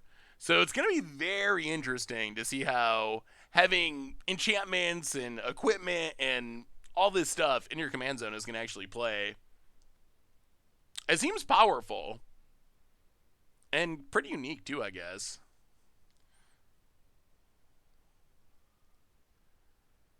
Huh. Well, maybe our opponent just times out, and we end up winning because our opponent has decided not to kill us for some reason. Yeah, it's definitely odd to have a enchantment as your commander. That's for sure. Probably have the commander tax and how much you cast each side. Yeah, I'm not really sure about that. If it's going to be both sides together or one side. I would guess that the card is the card and the commander tax counts for both sides. All right, opponent has returned. They play forest. Friend is a Genju deck. Yeah, Genju's sweet. All right, so opponent's not going to try to kill us. The problem is we just can't win with Kiki with Balliston too. I am shocked that our opponent has... I'm shocked that our opponent has presumably the ability to kill us and is not using it. They're just going to pump Ballista? Huh, why would you not natural order into something that wins? Alright, so opponent's going to pump Ballista. Hey, what's up, Pumpkin? How are you? The tax counting for both sides makes sense to me. I mean, even at 2 counters, it kills Kiki. So, it still prevent... We'll draw one more card and see, but we're dead on board. If we don't draw something good, we will just scoop it up. Okay. Huh. Well, I guess our opponent was counting? Acidic slime. Well, we are definitely dead now. Well, well, there's a reason that decks that are trying to win don't usually Thousand Year Storm. The good news is we did pull off a sweet Thousand Year Storm kill. But in general, if you do a draft, you probably don't want to be Storm and Sneak Attack. And also, Splinter Twin all in one. But do you think they'll ran a Phyrexian to have Phyrexia creature type? I bet we're going to get a Phyrexian set in the future. So I don't think they're going to do that now, but I bet there will be a Phyrexian set in the future. And when that happens, that seems pretty likely. Yeah, Mana Flare is tough because your opponent gets the mana first, basically. That's why the ones you can flash in, or obviously, as we've seen in Standard, one-sided ones where you get double mana and your opponent doesn't are, like, absurd. But Mana Flare, it's definitely risky. You need shenanigans to really take advantage of it, but...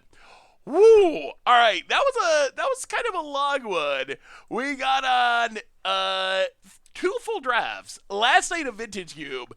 Good news is, even though we're wrapping up for tonight, we will be back Thursday to play some Constructed. In the meantime, on the YouTube channel, there are daily spoilers. In the YouTube, there are daily spoilers. There's Modern Against Odds coming up tomorrow. Tons of stuff coming up on the YouTube. Replay YouTube. If you want to look back on any of our wacky drafting, you can find it there. And one more shout out to our sponsor tonight, Card Kingdom.